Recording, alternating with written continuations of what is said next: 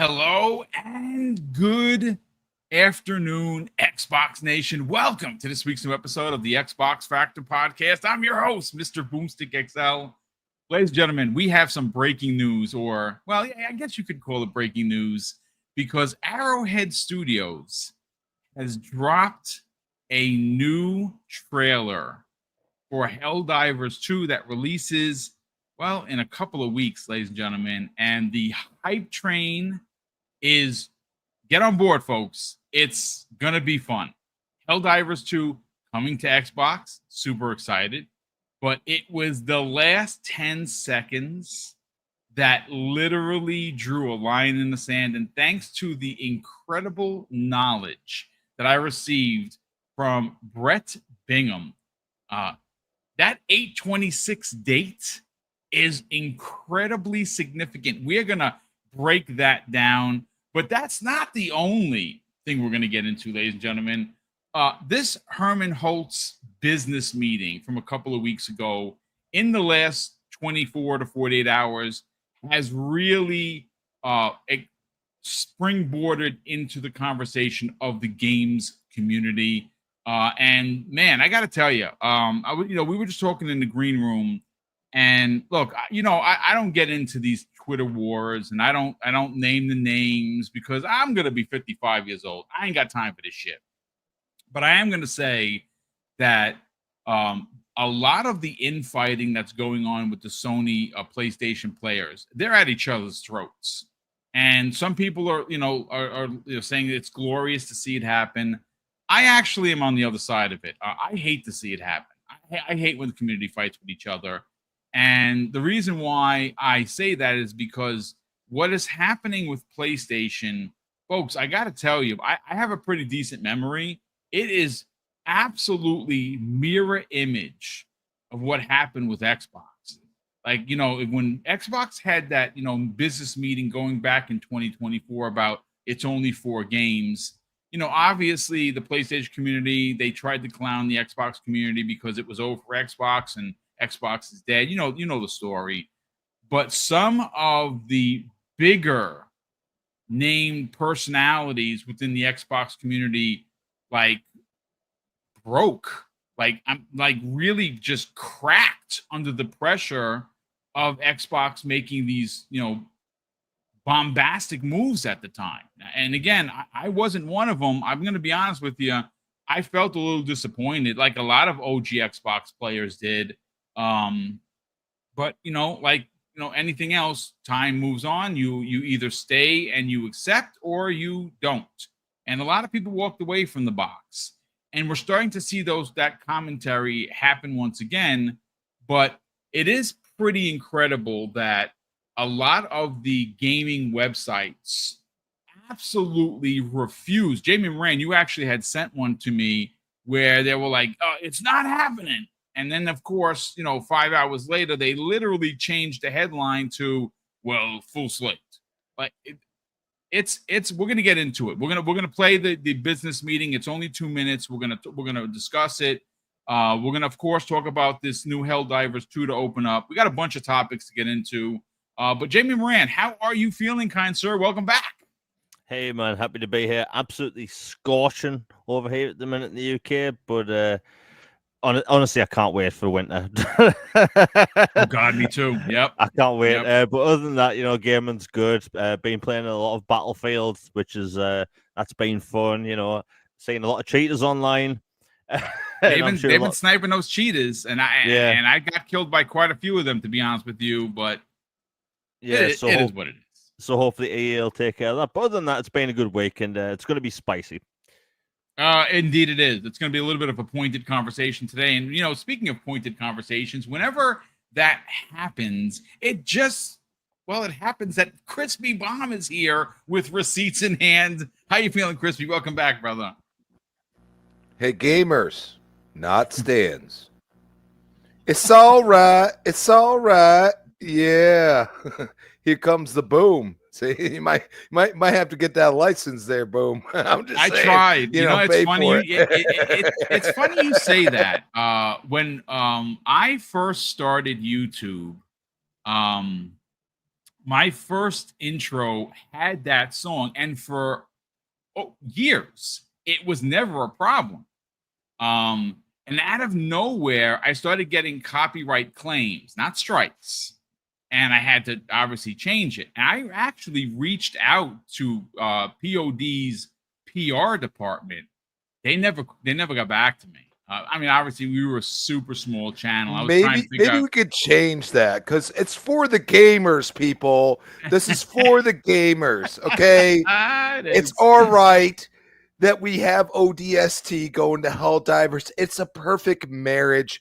Like I just said on Twitter earlier, why not have SOCOM and COD instead of putting Beavis and Butthead in there? I'm just saying, I'm not a COD player, and I like Beavis and Butthead. It's hilarious, but I don't think it belongs in the COD game. How about let's talk to PlayStation. Let's bring back some old IPs in a way and see how much it sells and see if it's worthy of bringing back a SOCOM, maybe making it multi-plat, people, because we're going to get into that one too.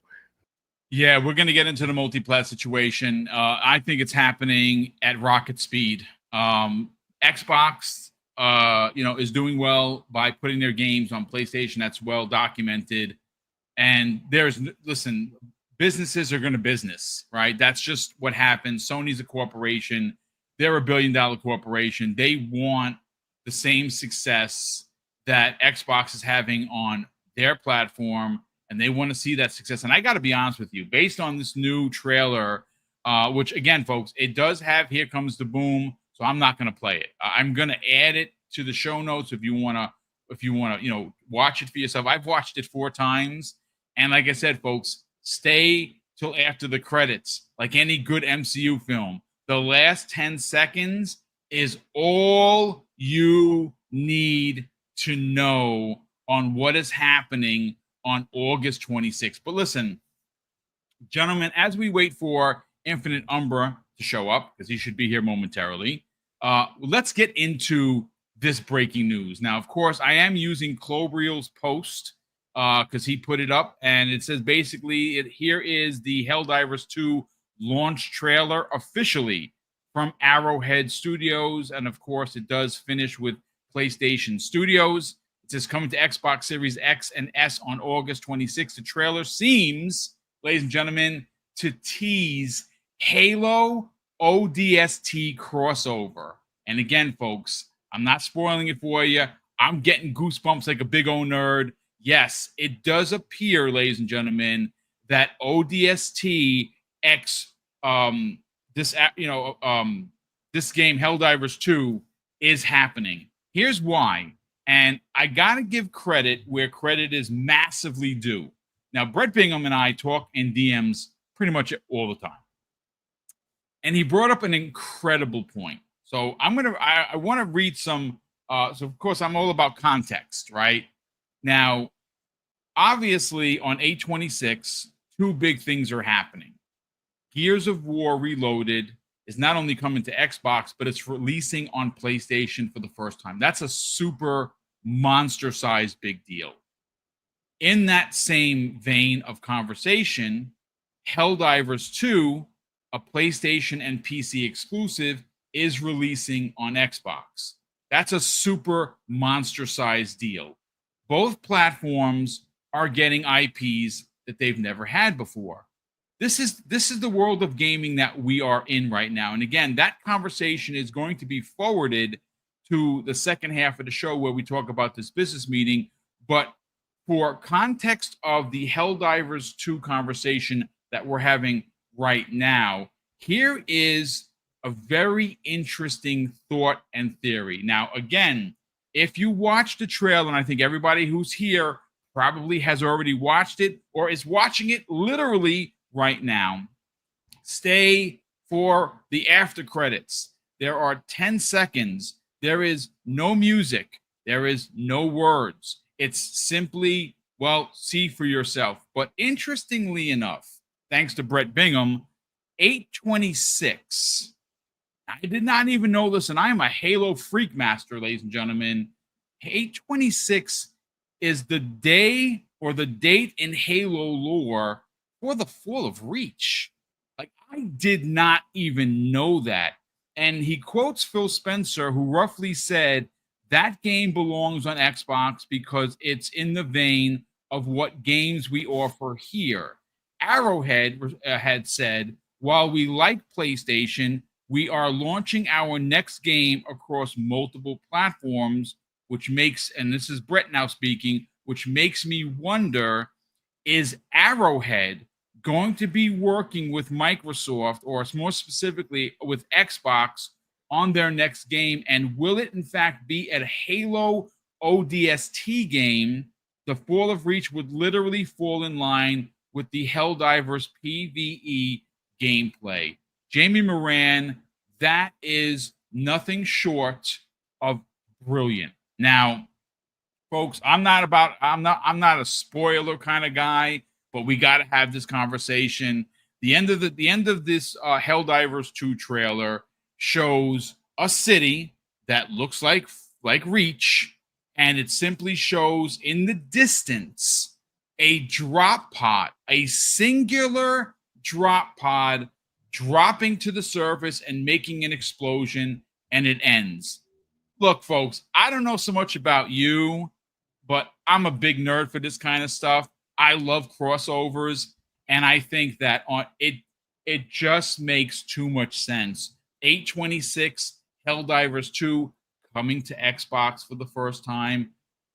I wish Umber was here, because him and I had this conversation a couple of weeks ago on how freaking crazy would it be to be able to use ODST armor for this game. It looks like that is happening. I'm here to tell you, folks, I honestly believe in my heart of hearts, this Halo crossover, that it seems very apparent, is going to freaking move this game on Xbox. And I'm saying it now, folks. I'm saying it right now. We don't have the official numbers on PlayStation outside of simple deduction, which is they've sold 14.2 million copies of this game at last check.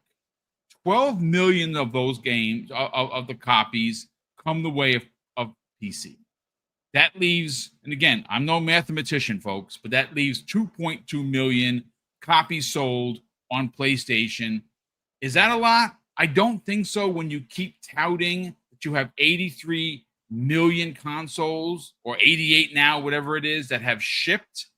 That's a lot of consoles out in the wild. That's not a lot of people buying this game. Now, the question is why? Not because it's not a quality game. The game is dope. I bought it on PlayStation 5 gladly. But Jamie Moran, again, there's a lot of assumptions here, but we have to go based on some, facts that just happened. At the end of this trailer, it looks and appears to be an ODST drop pod. I mean, that's clear as day. If that happens, and they do have ODST a part of this, some sort of a crossover, brother, I think this game is going to sell like absolute hotcakes on Xbox. And I would even dare say that it could surpass the amount of sales on PlayStation, its own home origination. Like, it could actually beat out PlayStation 5 sales. And I think that could happen in the first week of this. Brother, this is great marketing. This is smart. This is exciting. It's, we know that there's some Halo stuff happening in October, thanks to Mr. Rebs, who's been talking about it. Supposedly it's going to happen at the Halo Championships in Texas. We don't know exactly what's happening, but man, if this happens to come to fruition and it is ODST skins that you're running around in, I think this is going to sell like hotcakes, brother. What are your thoughts? It makes a lot of sense. At the end of the trailer, you see it's blatantly meant to be New Mombasa, and like the drop shot pod of the Odyssey drop shot pod. Like, that is the thing is about sci-fi.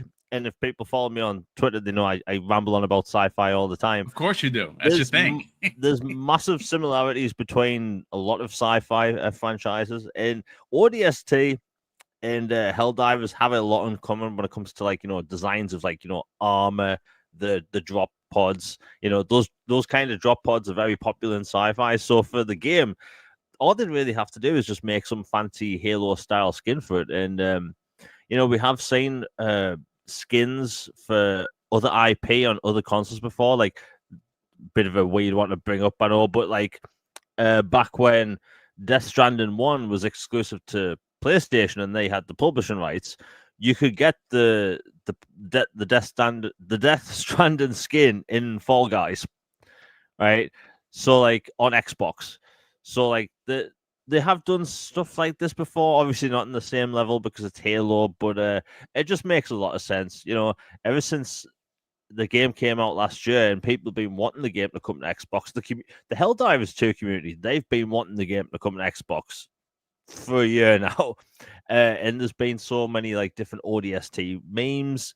Like, if you're going to do a franchise crossover for skins, like, that is the one sub-franchise you really have to do. Not just Halo, but ODST. And, how well is it going to sell? I think it's going to sell really well. Like, it's smart for PlayStation to put this on Xbox because, like, it's a co-op shooter where you shoot aliens and robots, right? Like, Xbox fans have 20 plus years doing this, and I think they laid this up. And like, look at ODST fans, right? You have two options: play ODST and MCC, or you're going to be able to get this. Right, so it's going to be a fresh experience for a lot of people, and yeah, it's going to be a big deal. We're obviously going to be talking about other titles by Sony that'll come at some point, but like for Helldivers 2, it is a very Xbox centric game. Even though I do think the whole shooter box thing isn't much of a thing anymore, like, Xbox fans have spent decades essentially fighting aliens in Halo and Gears. So yeah, it's going to do well. It's going to do well across the board. And, like, will it sell more than Sony? I don't know. It's hard to say, but I think it's going to do bloody well. People always say that Xbox fans don't buy games, and then my retort is that most games don't launch in Game Pass. So what are they playing? It's going to do well. The Halo thing, that's obvious, a Halo tease. Like, it can't be taken any other way. If you have a drop shot pod, lying in the middle of a street that looks like New Mombasa, and it's raining, and you're playing sweet, smooth jazz, like, that is ODST. It's nothing else. So I think it's going to be big. It's going to be a big launch for PlayStation. I've seen a lot of excitement for this. Funny thing is, over the past week, I've seen a lot of, how shall I say, boycotting for Black Myth Wukong, right? And I understand why, but it's funny that the game that's made by a third-party developer is getting this, but the game made by PlayStation, they completely fine. But it is a game that's coming to Xbox, made by the developers, pushed by PlayStation, not arbitrarily left off for a year because of whatever deal we don't know about, because magically, like, it took them exactly 1 year to the day to get Black Myth Wukong working on the Xbox Series S, but that's a story for another day. It's gonna do well. It's gonna be big, and PlayStation are gonna see a lot of success from it, and especially with Halo stuff tied to it. Like, Halo skins are gonna pop off with that. I mean, listen, I said it the last time. Umbra said it the last time. Take my money, please. I don't know if these are going to be skins you have to buy, or if you pre-ordered it and it's going to be like, hey, you're playing an Xbox, boom. Look, this is a very strange time in gaming, Crispy Bomb. Things are, that's the best way to describe it. Nintendo is the first one to make $80 games. Xbox is putting games onto PlayStation like Forza and Gears of War, and Helldivers seems to be the first salvo or shot across the bow on PlayStation doing something that Xbox was loathed by many of their community members for doing, and that is cross-platform pollination, putting their games on a platform that they've never done before. And this, look, sales will determine what Sony does next. Again, we're gonna get into the second half of the show is going to be about this business meeting that has really erupted on social media, and there are people that are trying to dissect what Herman Hulst said, and did he make a put a period at the end of his statement? Was it an exclamation? Some of the stuff I've seen has just been unbelievable mental gymnastics. But Helldivers 2 coming to Xbox on the 26th was big enough as it is, right? Because it is a PlayStation exclusive. It's one of it made a lot of money for PlayStation. They own the IP. They do not own Arrowhead. We know that Arrowhead is going to be doing their next game self-published. They made it pretty apparent that they weren't happy with some of the contract bylines that they had to abide with Sony, and that's why the head of the studio came out and simply said, and I'm paraphrasing here, when you 100% fund your own game, you make 100% of the decisions. That to me was like a bit of a shot across the bow, in my opinion, for Sony. What they do next, who knows? I do think that Brett Bingham is onto something with this potential, and it gets a super potential ODST type of game. That sounds like it really does work in their wheelhouse, right? So who knows if it actually happens, but it sounds dope. So shout out to Brett Bingham for that. But Crispy Bomb, like I was alluding to, the fact that Helldivers 2 is dropping, and I'm using that as a pun, onto Xbox on the 26th was already a big deal. The fact that they're basically already saying that it's going to be some sort of a crossover with ODST is one to everyone should sign up to buy this game. For one, if you want other PlayStation games, how you get those games is by buying the first one. And I think that they're doing this on purpose to get people to buy it, because ODST, I mean, most people, including yourself, have looked at Helldivers and like, man, that does really seem like an ODST type of game. Well, here it is. We could get skins. Who knows where this thing can go? I want to get your thoughts on it, man. I mean, I think this is a total win for gamers.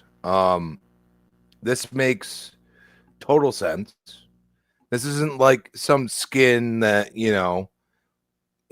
like I said before, like, Call of Duty, throwing some weird skins in there and all this stuff. And then you look at Battlefield 6 success and you're like, wow. Oh, wait, they went back to like an old OG song from the 90s, okay? 90s, not 2010s, early 2000s. They're going to songs. They're going to this aspect of just let's go, dude. Like, who cares?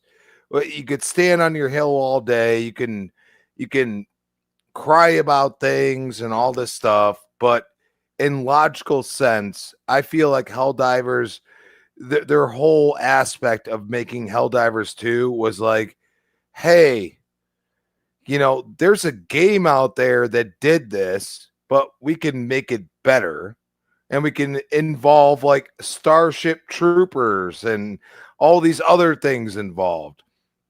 And then, it's a full multiplayer game, like, but it's completely agnostic. I've gotten enveloped into even like Facebook. Like there's a whole group that has like a million people in it, and they put Xbox right at the end, but they're like, hey, PC, PlayStation, Xbox, and a lot of them are like, welcome Xbox players. And the community is great. Like, yeah, there's a few trolls in there. Of course, there's always trolls. But the fact is that most of them, even if they were on PC or been playing the game, said, if it goes on Xbox, why not get ODST in here? Why not do that?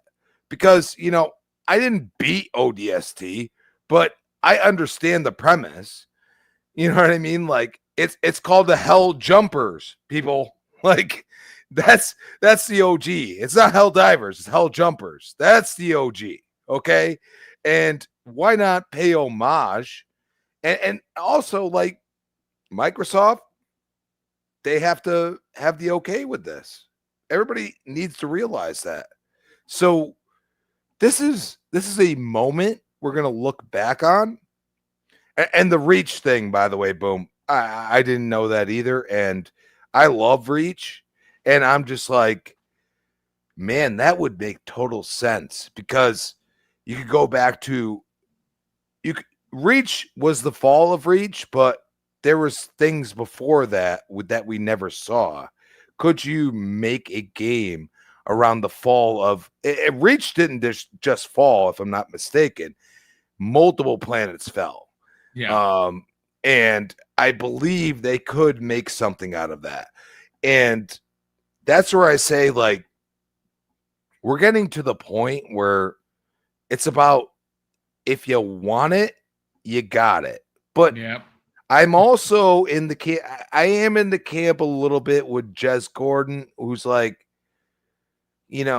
why do you need all these weird characters in this military shooter? Can we take some older characters that are in that realm? Kind of like, if you look at Smash Brothers, nobody ever really talks about, but realistically, the way it's laid out is it can absorb multiple different characters, but they're mostly cartoony, right? I mean, like, yeah, you'll have like something a little different here and there, but for the most part, it's pretty much, like these iconic characters. That's what Fortnite does. They do iconic characters. But some of these games aren't really made for that in logical sense. And I think that's why Battlefield 6 is doing well, because, they brought nostalgia back. They also brought, it felt like when I was watching people play it, like a Bad Company in multiplayer, which felt, like, I'm like, I want to play it, and then I'm sitting in the queue and I'm like, no, I'm not doing that right now. So that's where I go and say, like, I have other games to play. And I think this, like any other game, has the potential to really gravitate towards multiple different genres and people, but do it within said genre of PvE and, dominating a landscape or not. I mean, I see a lot of times where they lost territory and all these other things. It's a very agnostic system that they have there. And I'm fully intrigued into it, because at the end of the day, like, yeah, I hear all the time you fight bugs and that's the easiest difficulty. But at the same time, if you want to fight for Super Earth, you gotta do the dirty things, and you gotta die a lot. And I mean, logically, they wouldn't want us just running in there, but in retrospect, they also don't want us just sitting there and being on the bug planets and killing bugs. So I think the ODST thing will kind of give the Xbox gamers a little oomph and be like, no, we know how to play multiplayer. We will figure it out, and we will go into the worst parts, and we will make it our own, and we will dominate. Because I don't know, like, you play with a party of like 10, 15, 20 at some points in certain games, and you're just like, man, everybody knows exactly what they're doing, and we don't even have to speak half the time. And I think, No, I mean, you're not wrong. I think that's something that is going to be like completely like enveloped if they actually do what you said and drop it right off rip. And I think people, even if it's a $20 little, like extra skins or something, people are just going to buy it and they're not going to say a word because they just didn't imagine that it would actually happen. And I think it's good on Microsoft. It's good on Sony. In my opinion, I think it's a magical thought process. Maybe they're trying to like make Gears Reloaded, not be what it is on PlayStation. Maybe more people are downloading it. Maybe there's a lot of sales on Xbox they're seeing, but to push this marketing the way they are right now, there's something happening that they're seeing and they're trying to approach it as like a zeitgeist moment and see it and say, oh, by the way, what I mean? So I think it was very good. I gotta admit, very good marketing, the way to do it. At least for a period of time. Of course, everything changes, but right now it looks perfect and I'm down. I can't wait. Look, how you got to look at it is Chris brings up a great point about potentially an additional DLC pack, right? Like again, it clearly they're indicating that ODST is going to be a skin. We thought this from the beginning. And by the way, Humbra is on the way back from work, so he should be joining us momentarily. Just to give you guys the FYI. If there is an additional $10 or $20 pack that you can buy that turns because again, you got to remember there are vehicles in Helldivers 2. Those vehicles, I mean, they're not warthogs, but they could be skinned to look like a warthog. Look, I don't think this is an accident, folks. I think that this is something that Xbox really wanted to have done. I think at its core, Arrowhead Studios probably really wanted this to happen. We know that, based on the information from last week, PlayStation themselves are the ones that pushed for this game to go to Xbox, which is, again, that shocked a lot of people. That actually happened, ladies and gentlemen. I if you would have asked me 99 out of 100 times, I would have gotten it wrong because I'd have been like, no, this is definitely coming from Arrowhead Studios because they've talked about it. I would have never guessed that Sony actually pushed for this. And obviously, this is great for gamers. Like I said, if you talked to Boom 2 years ago, I'd have thought you were off your rocker. Most of us OG Xbox guys have been like, man, that's just never going to happen. Halo on Gears, Forza on PlayStation? Nah, fam, that's not happening. Hey, well, get hit. 2 out of 3 is already happening. And there's some rumor that's floating around that the next Halo, which this is not a surprise. This is not breaking news. Is going to be day and date on PlayStation. At this point, who cares? This monstrosity of a snowball is rolling down the hill. You ain't getting it. You just get out of the way of it. Let it go, because it's just happening. Everybody wants to make money. If you just look at what Xbox has done over the years, they always do it first. They always get the arrows. They get the ridicule. The fan base erupts. There's infighting. There's fractures in the fan base. And this is just standard fare for Xbox. Well, that's starting to happen with PlayStation. They are not ready for what Sony is looking to do. And again, second half of the show, folks, we're going to get into why this is happening, what's exactly happening. And this business meeting, even though it's a couple of weeks old, has once again wreaked its ugly head. And everyone's talking about it. So we're going to talk about it. But this Helldivers announcement or, trailer 2 weeks before the actual release date. Because again, today's only the 12th of August. It doesn't launch until the 26th. That's 2 weeks away. That's 14 days. So the fact that they're in front of it already, and they're excited to to share what this crossover. Listen, I'm not going to say apparently. The crossover is happening, folks. You just have to look with your eyes. So what do they drop the? See, this is, I'm not a marketing manager, ladies and gentlemen, but I'm going to tell you this. If they are reading the tea leaves, as they should, gentlemen, they should drop this DLC pack a week before. Because if a Halo, skins pack is available for Helldivers 2, it's going to be like a frenzy. Like everyone is, look, this story right now is exploding on social media. This ODST thing. Like I said, the trailer itself is dope. It's got Here Comes the Boom. It's got a lot of explosions. It's got some comedy where the guy's trying to do the code. One guy drops a pod on one of his teammates, which that kind of happens. Shout out to Risket the Biscuit, who's known for that. Sorry, Risket. This is what I hear. I don't know.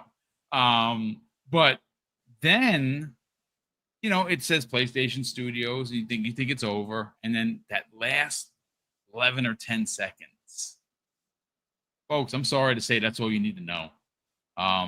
That's a drop pod.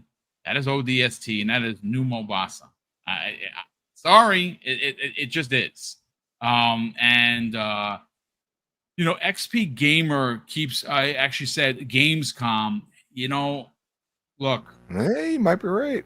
I am going to say this is a massive sized rumor.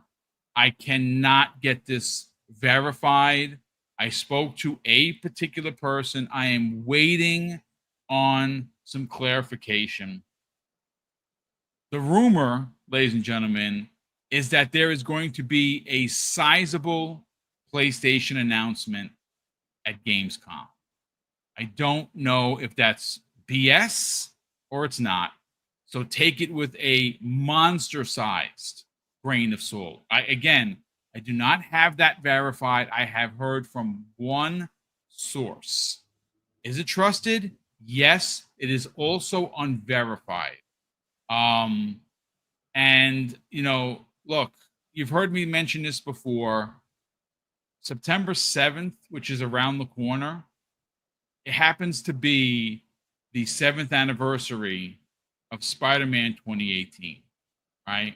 If there is one game that is going to come over to Xbox first, it's not Astrobot, it's not God of War, it's not even Days Gone. It's going to be Spider-Man. The reason why it's going to be Spider-Man is because the MCU themselves are in a bit of a pickle, right? They've, Fantastic Four, reviewed really well. It's just not making as much money as they thought. Spider-Man, the 4th entry, is filming right now. It's been all over the place. They've showed him in the suit. Supposedly, it's going to have Scorpion and a bunch of, old school bad guys in it. So this job posting that we talked about last week that everyone thought was not real could have been a job posting from 6 months ago. We don't really know. It showed up. Everyone talked about it. We talked about it. But what if it was 6 months ago? And what if that process has already been started? Because like I said, there were a lot of people in this community that actually thought that the Helldivers 2 announcement was a knee-jerk reaction from Sony because of the fact that 6 of the top 10 most paid-for games on their store are Xbox games. That's not the way business works, and that's certainly not the way development works. Anyone that's a developer in here, and we know that Brett is, they'll tell you some of these ports take upwards of 6 months, sometimes longer than that. So I don't know when the thumbs up from Sony was for Helldivers 2, but at the same time, that thumbs up could have been for Spider-Man 2018, which it's one of those things that would sell like freaking hotcakes. I'm just saying. So could something like that show up at Gamescom? Because we know Sony is not going to be there in official capacity, right? We don't even know if anyone's going to show up at all. But it would be a pretty. I'll put it to this way. When you consider, gentlemen, and I want to get your thoughts on this. I'll start with Jamie. Jamie, when you consider Europe is like, I think 4 or maybe even 5-1 PlayStation versus Xbox, right? If you were going to try and make your mark in that region, what would be a great way to how could you do that? Well, you could show up to Gamescom and you could make this big announcement for a PlayStation game going to Xbox. Now, what does that mean for PlayStation gamers? Absolutely nothing. But what it would do for Xbox gamers who are on a much lower level in regards to how many sales versus PlayStation, it would be a big deal. You know what? Before we get to that thought and theory, let me welcome in Infinite Umbra. Infinite, welcome back, brother. Great to see you here. I know, and I don't actually, you know what? I don't know. Did you see, Umbra, the Helldivers 2 trailer that just dropped? You know, before I jumped in, good morning, everyone. Before I jumped in, I saw it in the topic. And I'm like, wait a minute, what's this? That's what held me up a little bit. I'm like, wait a minute, what's this now? ODST, you say? Yeah, yeah. I looked at it. I'm like, hold on now. See, now if they want to sell extra copies, they got me because I'm going to definitely buy it if it's in there. There you go.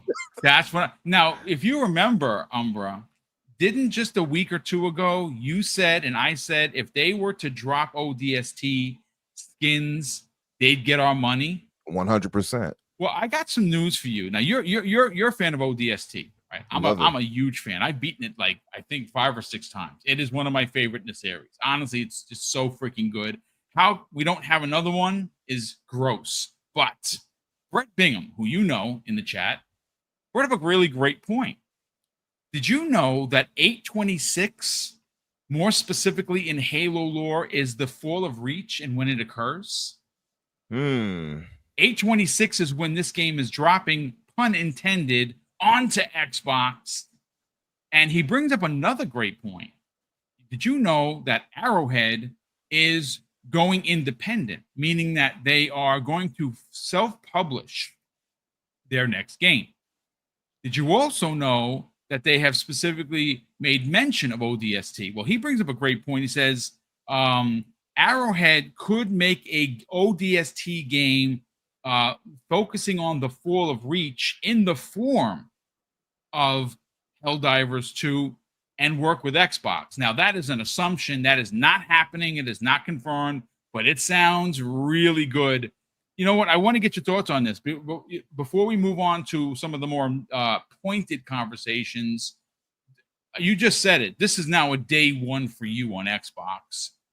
Do you think that this could be a day one for a lot of people that see the crossover between ODST and Helldivers?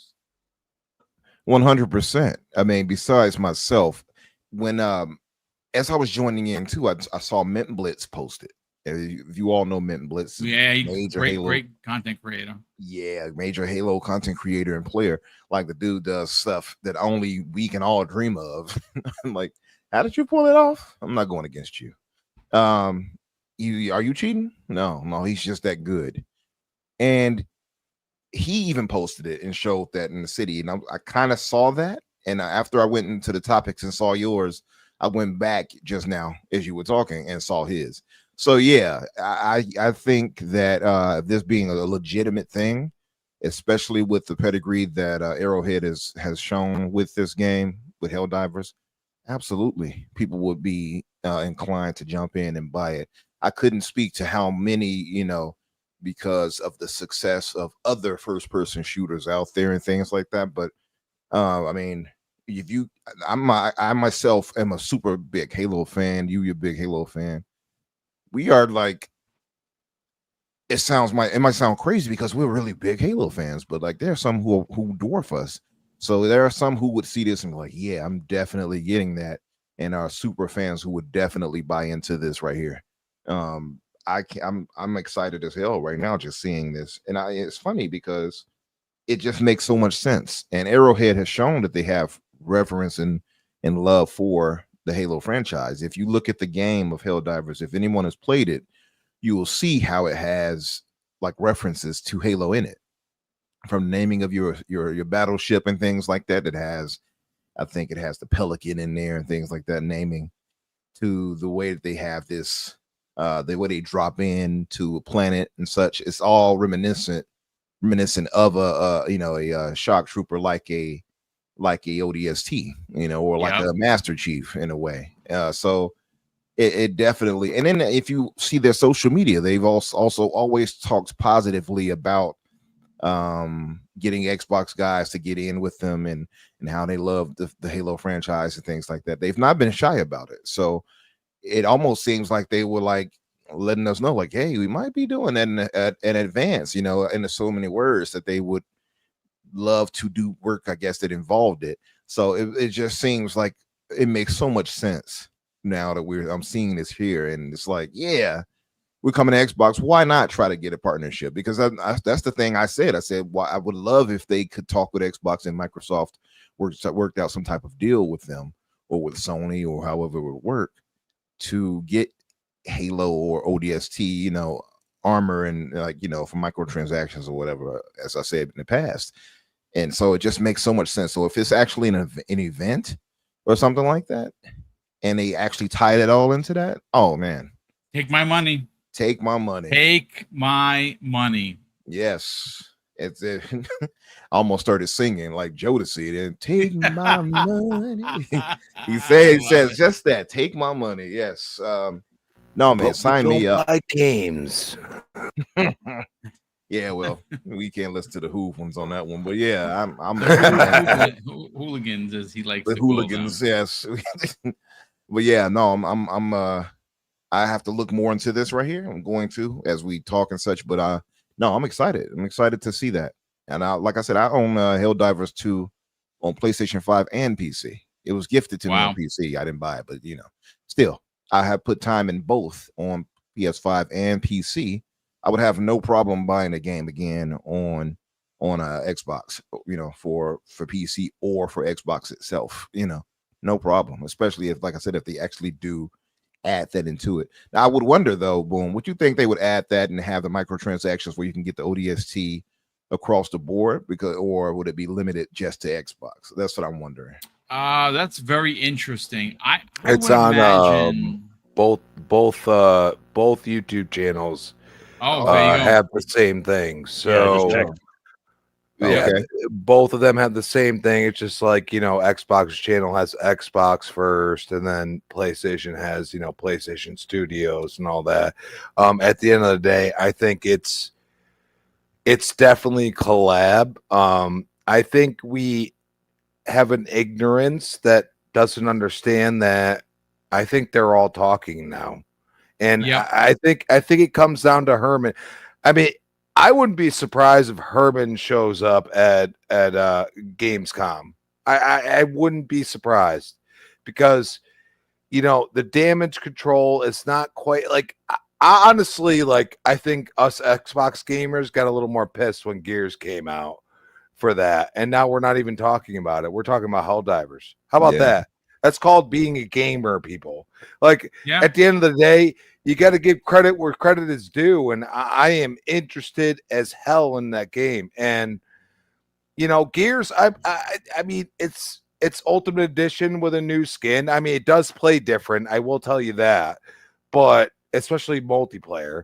But at the end of the day, like, dude, like, I'm interested in Helldivers, and that's okay.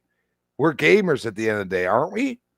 Yeah. Well, I mean, listen, I think this the 26th is going to be a Freaky Friday kind of a day. I've said that already.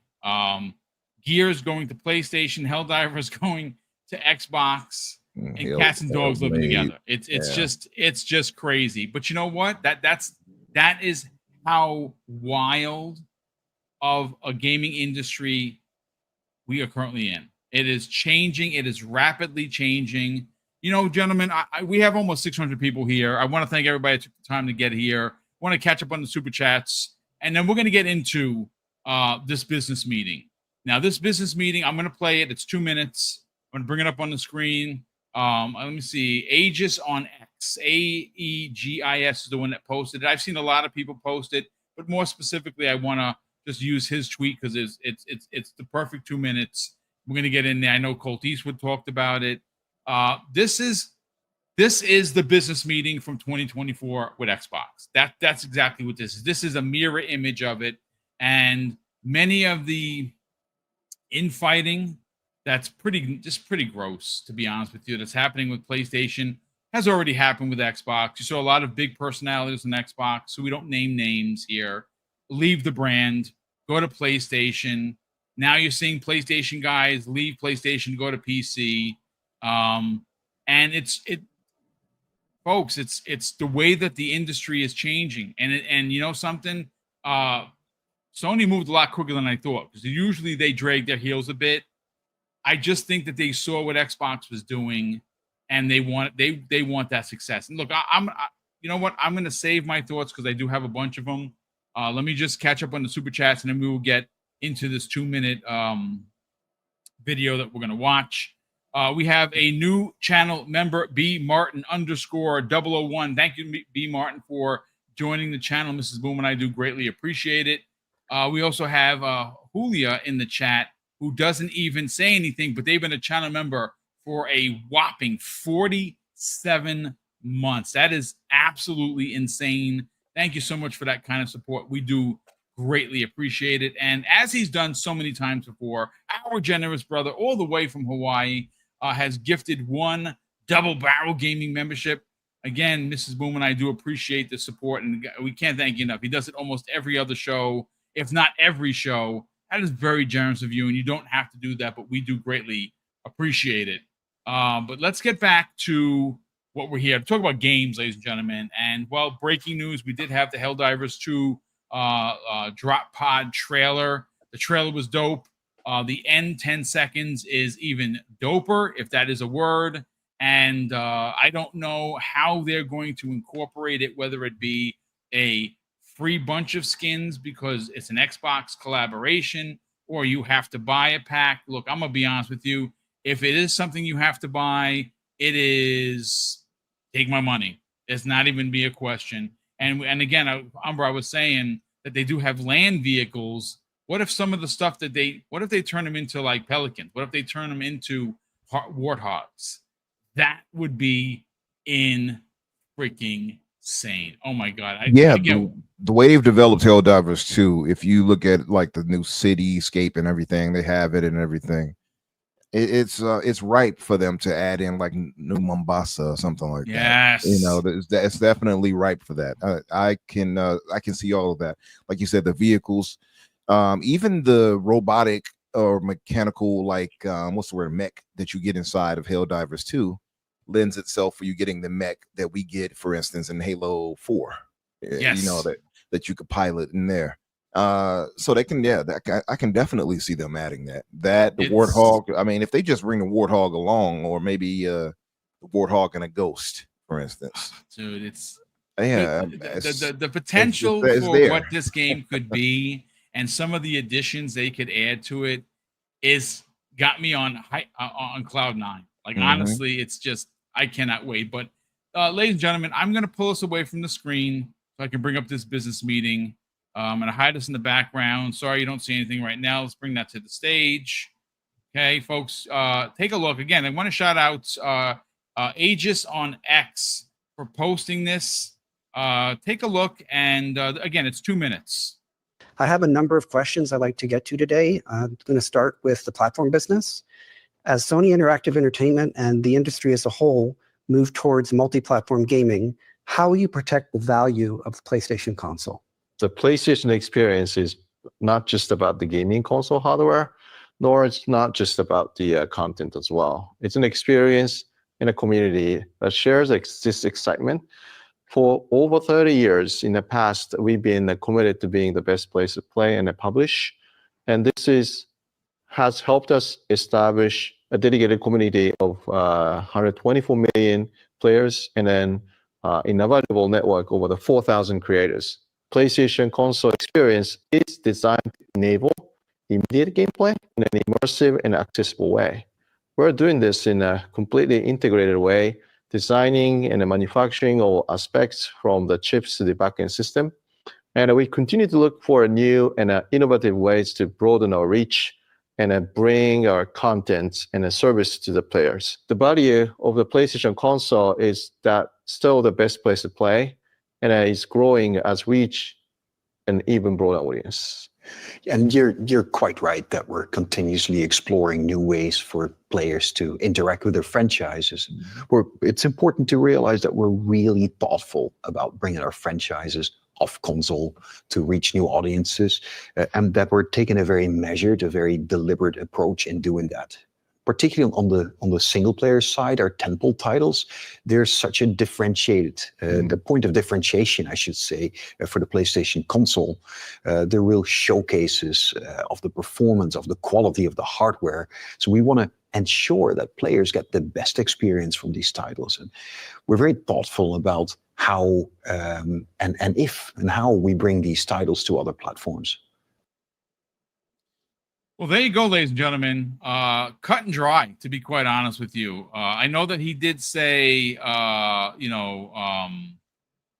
he kind of fumbled a little bit there. Jamie Morin, I want to bring you back, and let me just bring us here. What are your thoughts on this? Because again, this is one of those situations. I know there's going to be some people in the chat like, well, wait a second. Well, this is a couple of weeks old. Why are you talking about this? Well, because Jez Corden wrote a story yesterday, which was great. I will add it. I'm not using it for context, but it is asking Xbox players what PlayStation games you'd like to see come over. I said, what were the three that I picked? I said Spider-Man 2018, Days Gone, and there was another one. Oh, I might have been the Uncharted collection, which, why not? Bring them all over at this point. Will I buy them? Yeah. You know what? Unlike a lot of the PlayStation players who claim to actually play games, they don't. That's a proven fact because their trophies are hidden. But all of these games I own, they're literally in steel boxes to my right. And guess what? I'd buy them all over again. And it's not going to cost a lot of money for Sony to port.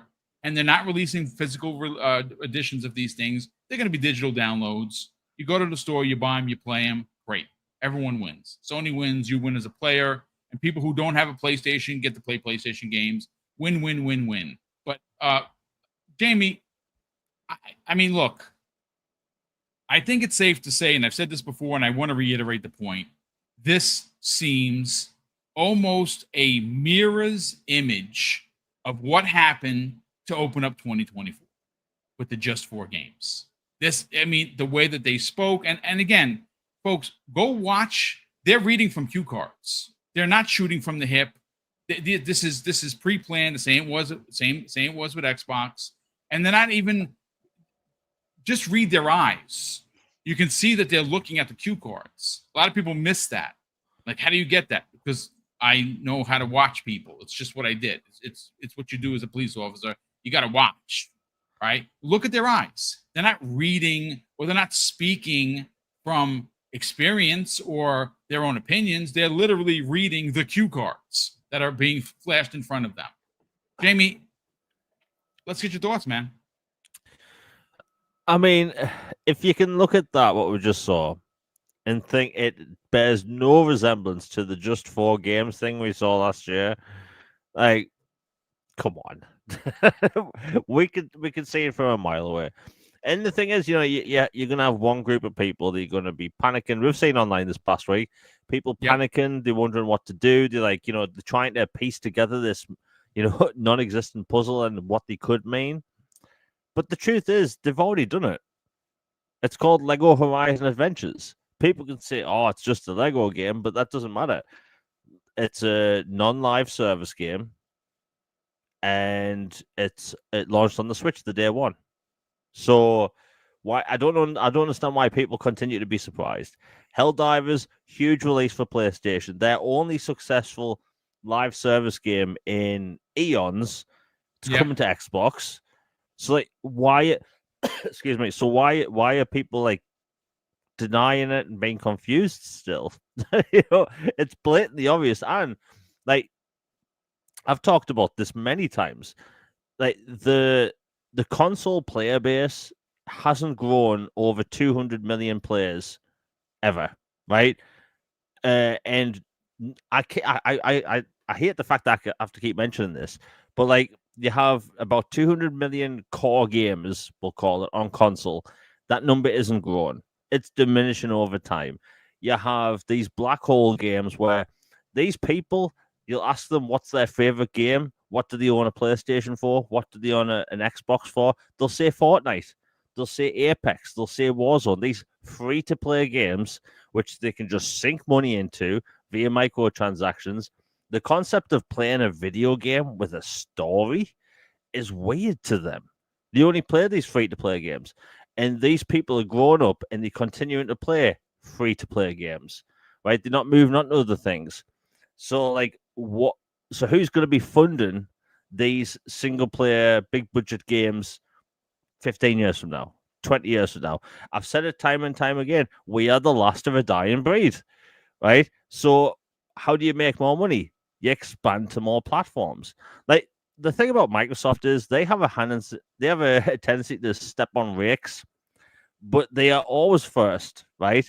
In the early 2000s, they went with having broadband only with their original Xbox.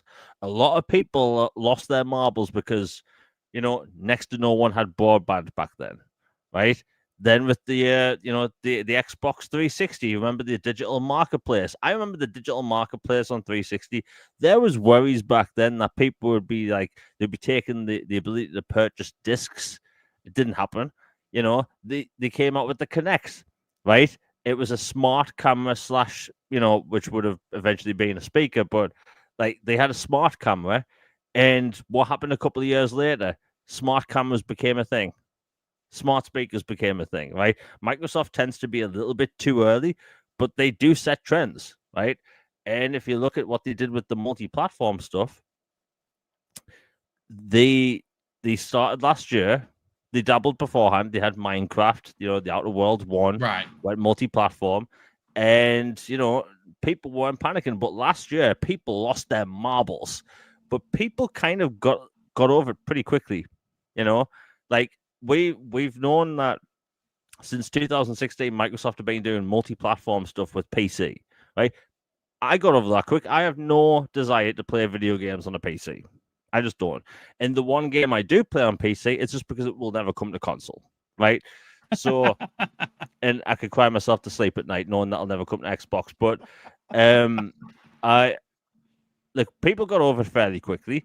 But I think this was like, we've all seen how the volatile PlayStation crowd can act, right? Not PlayStation fans, the fanboys. They can be toxic. They can be very disturbing. And unfortunately, you know that all too well. yeah, all too well. The stories I could say, which I can't, but wow. But I think this is their way of like sort of coddling their fan base, right? Because I always hear like, oh, we have to keep the community hyped, bring on the hype, right? So their fan base needs to be in a perpetual stage of hyped all the time, even though there's no roadmap for first-party games. So now, when there's no first-party roadmap, they are being told that, by the way, these games that you put in these list wars, they're going to go to other platforms. They have to ease them as gently as possible. Say, yeah, it's okay. You're going to be fine. Don't worry, right? They've got the training wheels on, they're wearing, some body armor. Like, it's okay. You're going to be fine, right? These are the games. You've had them for years already. But they might go elsewhere, right? Because in that video, they mentioned expanding to other consoles, right? Now, that's plural. They didn't just say Switch. And by the way, I love it how we live in this world where if a game just goes to Nintendo, it's not third party. Yeah, it's weird. It's a weird energy. It's dumb. I see journalists do this. It's like, so Xbox is third party, but Switch isn't if a game goes there. That's the dumbest thing I've ever heard. So this is their way of easing their fan base to get used to the idea of it. Now, me personally, like I've been saying for ages, I think the two games that will come over next, or one of the two, will be Spider-Man or Days Gone.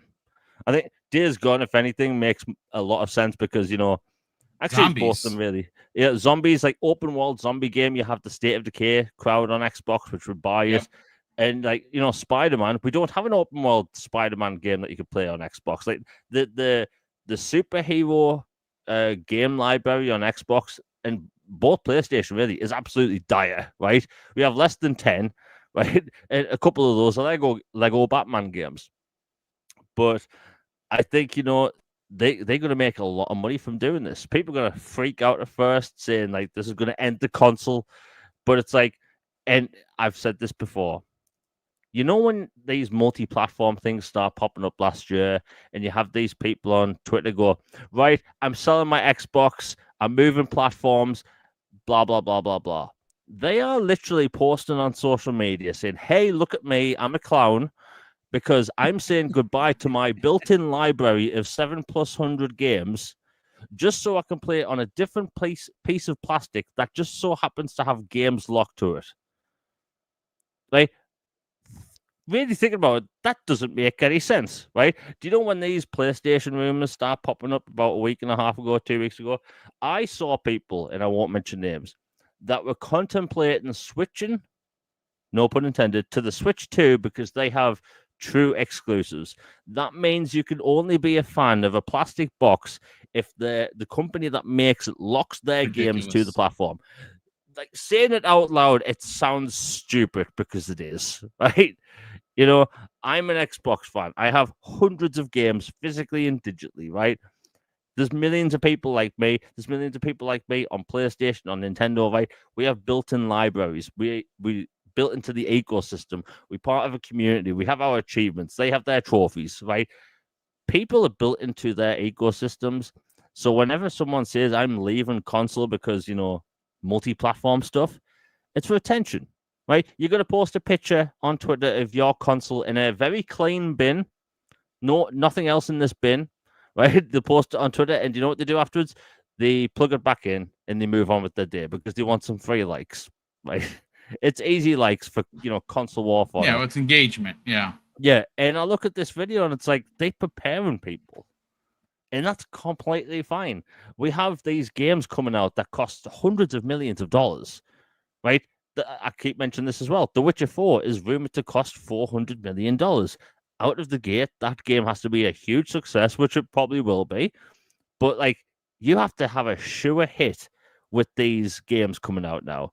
Remember the Callisto Protocol? I had my issues with it, but that is a brand new IP by a brand new studio, and it cost like $150 million. $150 million for a indie studio's first AAA game, and it bombed, right? So, like, across the board, the industry's in shambles, right? You have AAA games coming out, not making money. You have companies not wanting to take risk with AAA games because it is risky. So we get the same regurgitated slop over and over again, and you have companies wondering why they aren't making their money back. So you have Microsoft, Sony, maybe looking elsewhere to port their games. Because guess what? Sony bought Nixxes to port studio games. They've ported all their games to PC. The only thing that's left now is console. Those games will come. It's just a matter of time. Yeah, I mean, again, I think the business meeting that we just watched, that was 2 minutes and I think 1 second long, is all you really need to know about what they're doing. And I really think that Helldivers 2 is going to lead the charge, Crispy Bomb, on why they're going to continue to do this. Because look, they have games that are older. They do have studios that haven't put out a new game, not a good game, a new game. And a perfect example of that is the developer for Days Gone, right? They haven't put out a game since Days Gone in 2019. Yeah, they had their game canceled. What do you do with that studio? Well, don't close them down because they're freaking phenomenally talented. So you get them to help port if it's not already been ported. Folks, again, we're talking about this today on August 12th. This decision was made 6 months ago. These ports take months and months worth of work, and maybe it's 7 months, maybe it's 4 months, because some of these games like Days Gone, like Spider-Man, like Horizon Zero Dawn, they've already been ported to PC. To port them to Xbox is not going to be a massive investment, and it's going to be just free money. I mean, you heard Shuhei Yoshida talking about how remasters are basically free money. Well, that's what these are going to be for Sony, and they need it. They absolutely need it. I want to get your thoughts, Crispy, on this particular point. This 2-minute video that we watched. I think it's clear that they are going third party. I don't care how you try to slice it. I saw a lot of people trying to dissect what one person said, then mix it with someone else. You know, take one sentence from this paragraph and put it over here. Again, I said it in the green room. The mental gymnastics that are going over right now with the Sony fanatics is wild. Absolutely wild. Let's get your thoughts, man. Well, I get to stand on my hill of it, as I've always done. If you really think about it, what'd I say? Everybody's like, oh, Gears is coming over. Oh, Gears is dead. Oh, Xbox is dead because Gears is coming over. Oh, look, it's a game that's basically remastered again. Okay. And it's a 20-year-old game. Okay. And I'm going to be honest. Never played any of the Spider-Mans from Insomniac. I played older Spider-Mans before that. I believe Activision had the rights to that at that one point. You got to realize that the world is changing. And God forbid a company that has some game that is sitting on a shelf may not have sold well. Like, you know, some of these games, I mean, I've seen some numbers from God of War when it went to PC. I've seen some games like, you know, Days Gone. Like, Days Gone actually did pretty good on PC, I believe, you know, once they did the remaster and everything else. These games that are single player, they're not monetized, okay, which becomes a problem. I mean, people need to realize, okay, Helldivers is monetized, okay? They built a gas game, all right? It's PvE, but it's a gas game, all right? And they built it, and it's going to work really well. I fully believe that it's probably going to sell 2 million copies on Xbox. I feel it in my bones. It's a gut feeling, whatever you want to call it. This is not fact or anything else, but the way they're marketing makes total sense. So then you look at a Spider-Man. I mean, we're talking one of the most iconic Marvel characters of all time. Mm-hmm. They still have the rights in some way to the games because they went into a contract. They don't have the rights outright, but what are they going to do to appease Disney? Why not release it on Xbox? Yep. And see how many people like myself who never played the game, who love my look. I've had a PlayStation controller. Okay. I played PlayStation for 10 years. After 3.5 hours, my hands, no matter what game I was playing, would cramp up. If they change it, if they allow Xbox controller on there, maybe I would be interested. I guess there's some iterations that are out there. It's not my Elite Series 2. Sorry. Maybe that's going to change down the road. But other than that, I had no interest. I mean, I played it for 10 years, had my hands cramp up after 3.5 hours playing a single player game. I'm not doing it. I'm sorry. And keep in mind, my hands never cramped up in the worst controller ever designed, which is the N64. So think about that. Even though it was smart when I would play 007 GoldenEye or something like that, because it worked perfectly for that type of stuff. And my hands felt, you know, separated, and it didn't feel like I was like slamming my thumbs into each other.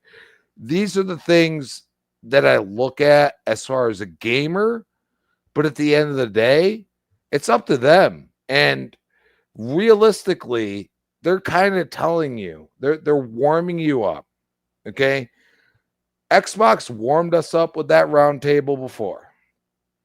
Even They with did. the Bethesda thing, they started talking about that. Legacy titles are gonna. You got Doom: The Dark Ages, PlayStation players. You got Doom: Dark Ages because Doom has always been on PlayStation. Why would we change that? Why would we cause, like this anger because we didn't want to release Doom on there? Outer Worlds. You're getting Outer Worlds 2, PlayStation players. Enjoy that because I think Obsidian's ready to like burst out the seams. They are just killing it, one after another in 1 year and totally different games. So enjoy that. We get this all in Game Pass, people. You have to understand. People say we don't buy games. Boom. How many times you say, hey, I got that upgrade. And I just paid for it. And because I'm a Game Pass Ultimate subscriber, I only paid like $20 to $30 for this upgrade. And I look at that and I say, okay, but that's technically counted as a sale because they're not expecting you to do that. You know what I mean? They're just throwing it out there. You know what I mean? Yeah. But to your point, I think that exact point about Xbox gamers not buying games, I think people are lining up today to go buy Helldivers. I'm telling you, dude. So again, this is why this business meeting happened. This is why Sony wants the same success that Xbox saw. Please continue. And that's the point. At the end of the day, like their stock has went up. King David was tweeting that out. Like great real point, quick. dude. Their stock has went up. $3. I'm sure their stock's probably going to go up more after this Helldivers announcement. Yeah. I'm not like, look, I am not in King David's camp. I think there's going to be a PlayStation 6. I do. Okay. I love him to death, but I think he's a little like he's probably like a couple years off on that one. But they definitely said they're moving to a strategy of basically developing games for multiplat. And who's to say that games couldn't come back that have been dead for a long time that deserve some flowers? I mean, I keep bringing it up. Twisted Metal. Come on. Bring back Twisted Metal. Like, what are we talking about? Like, there's no game like it. Like, what are we doing here? Yeah, you know what I mean? Like, you can bring examples like, oh, like somebody will probably be like, oh, Battlefield 6 feels like a Twisted Metal because I could shoot tanks on tanks. Dude, you ever played World of Tanks? Like, come on. Like, you know what I mean? You're Like, not wrong. So like you have different vehicles and all these other things. Yeah, there's licensing involved, but if you're releasing a multiplat, it would be logical to try it. You know what I mean? These are type of things that I look at because at the end of the day, we're all gamers and we do have nostalgia. And unfortunately for Sony, their nostalgia is just remaking a game that's only like a couple years old. Or remastering it, whatever you want to call it. Like, you could just release Last of Us 1 at $50 on Xbox, and I bet you'd sell 1 million. I bet you would, because there's a lot of people like myself that only love what we love. And I've played on PlayStation 4 years, and I'll tell you right now, that controller is a problem for me. No, it makes sense. And I guarantee out of all the hundreds of millions of people, there's 1 million people that would be like, oh, yeah, I've never played that. Let's try it. And if it's a reasonable price, we'll pay for it. Because guess what? We get all the games that are from Xbox themselves on Game Pass. Okay? So, yes, we can buy games because we're not worried about the next Gears, the next Forza, the next Halo. We're Well, that not leaves you actually worried spending about it. cash. Absolutely. And that's the point. Like, that's why, like, I saw Helldivers. I interacted. I watched it. I didn't just purchase it. I watched what it's about, and I said, yeah, it's coming to Xbox. Let's go. Yeah. Let's see how these stands, because it's mostly PC players. I don't care what anybody says, but some of those stands are crying until no end about it, and it's ridiculous. And it's like, even the PC players are like, come on, dude, like, what are we doing here? Like, at the end of the day, we're all gamers. We should enjoy what we want, and it just so happens that Game Pass gives us some new things that we may not try, and just do it, and just try it and see what happens. And I think, at the end of the day, these games that come from PlayStation, if it's Spider-Man, if it's Days Gone, they're going to sell some numbers on Xbox, because we all know that we have our subscription and we are going to get the games that we want from Xbox. And I think that's going to be an important thing. No, you're not wrong. Listen, Umbra, I want to segue into you, brother, because Chris brings up some great points about Xbox players who do subscribe to Xbox Game Pass Ultimate having extra money to buy games on other platforms. Well, it turns out that based on this business meeting, Sony's going to want the same success that they're seeing Xbox have on their own store. Like I said, we've already talked about it to death. 6 of the top 10 best-selling games on PlayStation are Xbox games. The best-selling game on PlayStation in 2025 is a 4-year-old game, which says that players want new experiences, even if they come from another platform. And I've said this, and I've gotten a lot of pushback from some people in the community. I think the same success, Umbra, that Microsoft is having by putting their games onto PlayStation, I think PlayStation could see an equal, potentially even more success, because again, Helldivers 2 got a lot of people excited. People jumped on it. I bought the minute it became available. The minute they said Helldivers 2 on Xbox, I bought it. I double dip. You're going to triple dip, but someone bought it for you on PC, but that's still money spent, right? So you're going to have 3 versions of it, and you're happy to do it. You add some ODST goodness to it. Give me a $20 pack to buy. You got my money.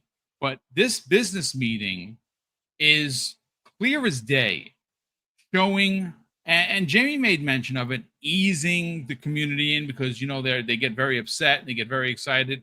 Their community is no different than what happened with Xbox. I'm being fair here. Like, I really believe everything you're seeing happen with Sony, the infighting, the people leaving the platform, the people saying I'm going to PC, the freakouts, the breakouts, the crashing, that all happened with Xbox 2 years ago, right? We saw it happen in real time. It's happening now, today, has been happening for the last couple of weeks. There's people in denial. There's people saying, twisting, again, doing these incredible gymnastic flips to try and, change what's happening. Folks, it's nothing to change. They want to make money. And I think Sony is going to see the same type of success that Xbox had if they release certain games. Days Gone would be a big seller.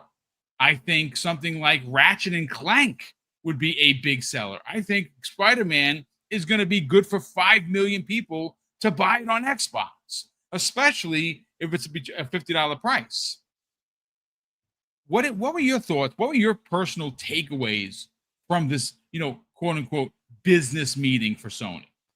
Yeah, I mean, if anyone was kind of paying attention, the parallels are kind of obvious. You see, they're 1-to-1, dude. It's almost really 1-to-1, right? You look at Phil and Sarah, uncomfortably sitting there, and at their first discussion, talking, it's just 4 games. Blah blah blah. A lot of people got a lot of heat for that. He's a liar. He said just 4 games, and I'm like, as it happened, I'm telling people it's not just going to be 4 games. It was obvious, right? Like they're testing the waters. This is their 4 games moment right here. It's just 4 games. And you can tell that because of the way Herman Hulst said a few things. They're doing a thoughtful approach to, their single player first party franchises, bringing them over to other platforms and things like that. And, what did Nishino say? He said because he kind of backed it, but in a different way. He was how did he say it? He said that he said almost something that Phil would say, which is PlayStation. Well, I want to emphasize that PlayStation is the best place to play. Like very, very similar kind of wording and way they phrase these things. You don't get like the heads of PlayStation and jumping into some type of little chat like that where they have to kind of break the news to, prospective fans and fans alike, unless you're making some type of major shift. They already talk about how they're shifting away from a hardware specific kind of thought process to, a more software and MAU focused one. And it's pretty obvious at that point then that they're following Microsoft's playbook, as Sony has wanted to do over the decades. We've all seen it. And I'm not even saying that to throw shade. I'm just saying that they see where the smart money is essentially in what Microsoft tends to do. And they might not do it immediately, but they will follow. The whole fiasco with the Xbox One launch. Sony was right there about to do the DRM thing and the whole camera packed in until they waited and say, let's see how Microsoft fares. And then they were like, oops, what camera? And what DRM? This is how you share games on PlayStation. They were smart. And so being smart, they waited to see how Microsoft would do here with bringing their games to other platforms and being a more of a open third-party publisher. Well, they're doing the same. They're just doing it slow, right? They're doing it slowly. And I would say it makes sense for them, for their business model, because they don't have their, how do I say this? I guess their hooks and talons put into so many different ways yet as Xbox and Microsoft does with Windows and things like that. So Sony is playing catch up, so to speak, but they see where the money is. They see that bringing it and putting your games everywhere is going to increase your what's the word I want to use? Your bottom line. You look at even what's his name? Totoki. When you go back and just read the things he was saying, yep, it's corporal speak, a lot of that, but it's pretty obvious that he's alluding to, you guys aren't enough. We're going to put these games everywhere. At the end of the day, it's business for them, and if you get past once you get past the thought of, I guess, a tribal connection to that platform, you start to open up to understanding it. And since I've moved on to being, specifically more PC agnostic, I understand and see it differently. And before where I'd probably have been like, oh no, don't you dare bring Halo over there, right? Maybe years ago. But after seeing how Microsoft kept moving and were bringing games to other platforms, I understood it and was like, hey, it is what it is. My console warrior, the little console warrior brain may have had at that point. I never was really deep into that, but I definitely always have tribalism. I think if you've grown into playing any platform for so long, and not everyone, of course, but a lot of people tend to have a kind of a tribal connection to that specific thing, and to see it kind of deviate from the traditional mindset of exclusivity that we've been trained to feel that consoles should offer, you start to feel away once you see like, hey, Master Chief popping up on PlayStation. It's the same. It's no different than seeing Sonic pop up on Nintendo. It was that same feeling back then. And if anyone remembers the whole Sega Genesis and Super Nintendo battle and such like that back in the day, Sega does what Nintendo don't and stuff like that. So like these things, this is not new. This is what we've been trained to feel.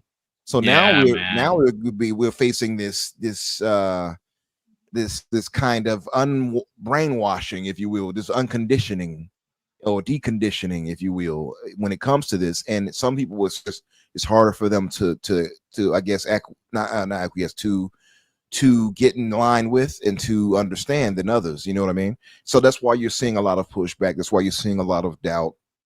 You're seeing a lot of denial, and denial is one of the first steps.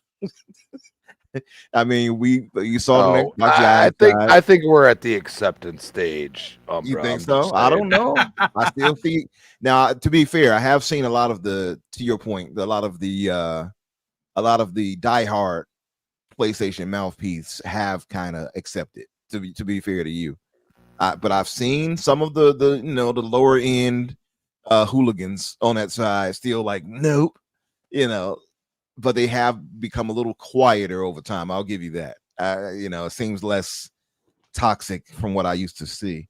But I think, yeah, to be fair, there has been some of the bigger mouthpieces, if you will, on, like, for instance, on Twitter. Now, Twitter doesn't speak for everything, obviously. Right. But just to kind of say, look, somebody posted somebody in the chat there. Some of them says it all the time that the internet isn't real. So yeah, listen. Hey, well, I don't even want to start on Paris because he might jump in and like, well, what's that? But Paris. Right. Well, as I always If say, you yeah. Let me stop. But no, just to say that. Stop it. But he's somewhere. We said his name 3 times. Let me get into where the chat. Is he here? He might be here. He's probably here. Let me stop messing with him. He came on the show Saturday with me and Kay and was like, and set me up and was like, oh, when is your 100th episode that he's talking about jumping in? He's like, oh, make sure you let me know. Oh, he's gonna roast you on your. Yeah, he said, make sure you let me know so I won't be there. Look, Sin did it. Sin did it. He said Paris. He's gonna show all of Williams. Oh my God, the Candy Man is gonna show up. He's been showing up in almost all of my chats, and he's been trolling a little bit. Like, Xbox is dead. You bunch of. I'm doing that. Yeah, that's fun. It's fun. Yeah, I think, and then to him, I think he's taking a bit of a victory lap because I mean, if he spoke on that with Xbox for a long time, and then he saw the signs too. If anyone has been paying relative attention, it was kind of obvious. And by the way, the whole thought of Sony doing a third party now, well, like as was said by Crispy and Jamie, like as if Nintendo doesn't count. Like Sony had brought their game over to Nintendo. Like that didn't count for third party. No, for some people, it didn't, which is they tried to. I think it was denial, right? Like, oh, well, that's just one game. It's the same thing we had over here. Well, it's just 4 games. It's the same thing, and Sony right here is testing the waters. So the things that Nishino or specifically Hulst in this situation is saying about, hey, well, it's not basic. In so many words, it's not every game. It's a thoughtful approach. Again, Sony has a different way they have to approach this. To be fair to them, they do, and it could, they have more of a. They still sell through a lot of their hardware. So I get why they wouldn't be quick to be like, oh, we don't want it. We'll just put it everywhere. Because once you do that, you could possibly lose out on hardware sales, right? So they have to be mindful. I get it. But once the bottom line, I think, starts to flatten out once they get to every other platform, if you will, and they start selling through so much that the hardware doesn't matter, what then? Because that's where Microsoft is at right now. The hardware, they don't sell crazy hardware, but they're doing well. Like you said, 6 of the top 10 on PlayStation. They're selling well on PC. They're doing well on Xbox. And then we talk about all the microtransactions and things of that nature. It's not like they're suffering over there. So like the whole talk of, the third party or they're third place. Like that's always the one that fanboys ran to. Well, they're third place, blah, blah, blah. Well, third place and making billions is not that bad of a deal, I think. No. You know what I mean? So, I think, Sony's going to have a more deliberate approach. They're not going to throw everything. And Xbox hasn't dropped and thrown everything, but mind you, there's no Avowed on PlayStation. There is no South of Midnight on PlayStation. I would still venture to say Elder Scrolls 6 may be exclusive for a time into like a 6 months to a year, just like they did, with other games such as Hellblade, such as Indiana Jones and things like that. But I think the thought of, you know, this whole like exclusive thing is definitely going away. And I get it. Like I said, we've grown into the thought of traditional exclusivity and how that mattered to the platform of your choice. But now this is kind of changing. You know, it's changing. It's different now, and I think we'll just see. We have to see how that plays out. I know it's scary for some, but I think that I like the future of where it's going in a way, honestly. And I said this before with next gen, hearing the capabilities of what the next Xbox will likely bring, aside from us already knowing that they'll have these other storefronts. To me, that's one of the most major, like, if I had to point to, oh, this is a killer app, that's a killer app. If you have a way you can get all these storefronts and your platform is Yes. going to be so powerful that it's, you know, comparable to a PC at that point, flat out, you know. And to me, that's a major selling point. And so it would behoove Sony to get ahead of this a bit and say, hey, we'll offer you our games to sell you right here, and cut out the middleman of Steam or something like that, and just put it right on the platform, or start up their own storefront and sell it that way. Like there's ways I feel like they can mitigate having to go through a third party to get their games over. And I'm pretty sure Sony is looking into ways of doing that. And why not have it where they can sell this and get as much money as they can for those games? The cost of making the games they make has already pushed them into that territory. That's the thing, you know. And I think we tend to overlook that. Like these is, as Sean Layden kept emphasizing, oh, you know, it's not sustainable. Well, it's definitely not if you're going to only stick to one platform, and the PlayStation guys are not buying 30 million versions of you know, The Last of Us, or 40 million. It's like the ridiculous numbers that we end up seeing Nintendo sell through for their games. It's not as crazy as, I still don't understand how Nintendo sells the way they do at times. I look at Mario Kart World, and it's like a Mario Kart is almost 1-to-1, dude. It's almost a 98% like attachment rate. Like, come on. And that's not even just bundled. Like they've had like 1 million plus and maybe 2 million now in sales of Mario Kart World unbundled, which is insane. It's $80 a piece. Yep. Insane. And they don't go on sale. So like, so I think that Nintendo can still get away with that for now. I don't know if Microsoft and Sony can. And I think they're adapting to that. Well, I don't think, well, Microsoft, we clearly see it, but I think Sony is slowly following their footsteps into this new world, if you will. And I'm excited to see it. And if we're talking about games that we think that would do super well on the platform, you all named a bunch of them. I mean, Spider-Man is an obvious one, right?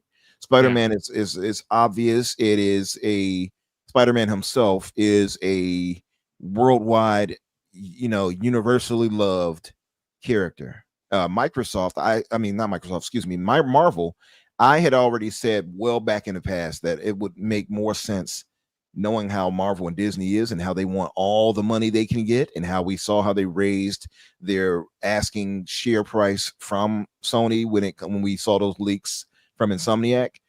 It would have made more sense if they put a bit of the squeeze on Sony, saying, hey, we're going to need much more when it comes to these. And now they know they have to sell so many copies of Spider-Man to put it everywhere. That's why you start seeing them go to PC.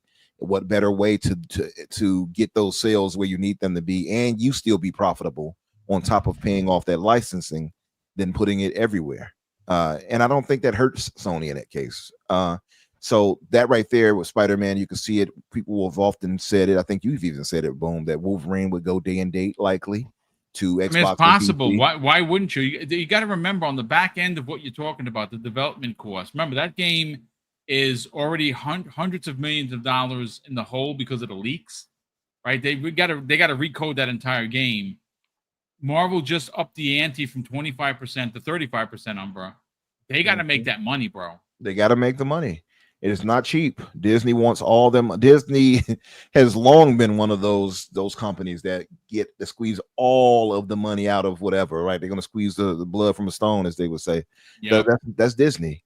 And, you know, so Spider-Man being one of the most profitable characters of all time. I think he still has #1 merchandising across the world. He makes so much money, it's almost Oh yeah, possible. and he's had it for decades now. Yeah. It used to be, the Batmans and the Supermans, and if you talk about most iconic, obviously maybe Superman, but Spider-Man is right there. He's right there, and as far as merchandising, he's #1. He's been that way for a long time. So I can imagine if you have that as a company, you want your money for that character. Why limit that character when you could be getting so much more money with them, right? And you look at Wolverine. Wolverine was one of Marvel's probably second best or second most beloved character at the time. I don't know where. I mean, at one point, I think we were all on the same page. Like X2 was like amazing. Oh, You know what I mean? Like, so there's some nostalgia to Wolverine. I think personally, like, Disney's at a crossroads, and also, like, unfortunately for Sony, like, they still own that IP as far as the gaming aspect. So what are they going to do? Like, because Sony has to appease them in some way, kind of like everybody brings up MLB, but MLB was feeling like, you guys aren't doing enough for us. Like, we get licenses and everything else from you. Like, what are you doing for us? And then they put it in Game Pass. I'm just saying, like, I'm not saying Spider-Man's going to Game Pass, but what I'm saying is like, maybe Disney's like, can you at least release it on Xbox? Like, look at, to your point, Crispy, look at what they got. Indiana Jones coming over to PlayStation. Yeah, it makes sense. And that's why I think has always emphasized where he didn't really, and this is why so many different things connect for me mentally, even though it might not, it's conjecture, but Phil he doesn't care for licensing in gaming, right? Yeah, he's always been against it. He's been against it. Now you have Indiana Jones when they absorbed, obviously, Bethesda. And so they did the best they could with it. Great game, obviously. But then there's Disney on the back end. It's like, well, you might need to get you some little more money out that license. Okay, well, to PlayStation you go. And that's probably why Phil didn't want that. And this is why I said that. And I say all this to say, this is why I believe the people over him forced the whole going third-party publisher thing, right? So this right here is, I think, as the Trojan horse, as funny as it may sound, Spider-Man was that Trojan horse. It wasn't necessarily planned that way, but it's what has kind of, I think, helped force them into this third-party publisher thing, knowing they have so much money on that right there that they have to earn in. And then you have all the games that they're making, like I was saying before, that cost hundreds of millions to make. The Last of Us was not cheap to make, right? Intergalactic that they're making is not going to be cheap. That's probably a $300 or $400 million game, right? And the developers you have on it with, so like in the upcoming Sony, what's the word I'm looking for? Sony San Diego team game, the people who made with Barlog, with people who made the God of War. Santa Monica, thank you. Could not think of that. I'm San Diego. What is it? Santa Monica. Sony, I couldn't know what someone would ask. They like those games, the game that he's making there, that's going to be hundreds of millions. At what point, are they going to be like, okay, what's our profit from this? And what better way to get that profit back? And in shorter time too, from a 6-month window, maybe when they bring it over to other platforms, to a year, than to put it everywhere. It just makes business sense for them at a point. And it, as the old saying is, facts before feelings. Well, now it's business before feelings, because that's what it's going to end up being, I think. And again, Sony's that's what I would always anyway. Like, you don't care about your feelings, right? They don't. What does Umber always say? It's not show friends, it's show business. Absolutely. Well, I mean, let's be honest. Like, both companies have canceled games. They've dissolved studios. Both companies have. Yeah. I do believe like Sony's done it like way more abruptly than I would want. Xbox, at the end of the day, they're under Microsoft. They're multi-trillion-dollar company. They could take the hit, and we may never see the numbers from like contraband or something like that. So, you know, if we do, I would be interested to see how much they spent on it through Avalanche. Hopefully Avalanche continues. I mean, they've made some really great games, but at the end of the day, like I just want gamers to win. And I think the more games that are different and new need to come out, and hopefully that's the way it goes. No, you're not wrong. Listen, folks, this has been a solid, near 2-hour show.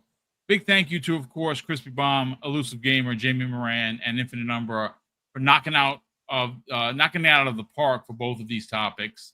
And again, their opinions, folks. You don't have to agree with them. You don't have to like them. It's fine. But before we get on out of here, I do want to catch up on Super Chat. There's been quite a few additional ones. So let me just catch up on that. Sith Lord drops a very generous $2 Super Chat. Sith goes on to say, an easy sell for Helldivers 2 is $40, which there was a $40 edition, and there's a $60 edition, which I bought. And he says, in a $70 world. Yeah, I mean, there's no doubt that the $40 price and the $60 price is still cheaper than your average normal game. This is a gas game, yes. It is a PvE player type of game. You're going to be able to play it with your friends. You're going to be able to drop out. I've dropped down many times just by myself, waiting to squad up with somebody. And I've done some missions. Sometimes I've tied. Sometimes I've actually won. Which game is this, Bull? Helldivers. Helldivers 2. Okay. Okay. Yeah. So again, coming out at a power price is going to sell more copies. And again, listen, they have people with degrees and marketing, marketing degrees, and people with a lot of zeros attached to their paychecks that are making these decisions. Dropping that trailer with the ODST stuff on the back end was brilliant.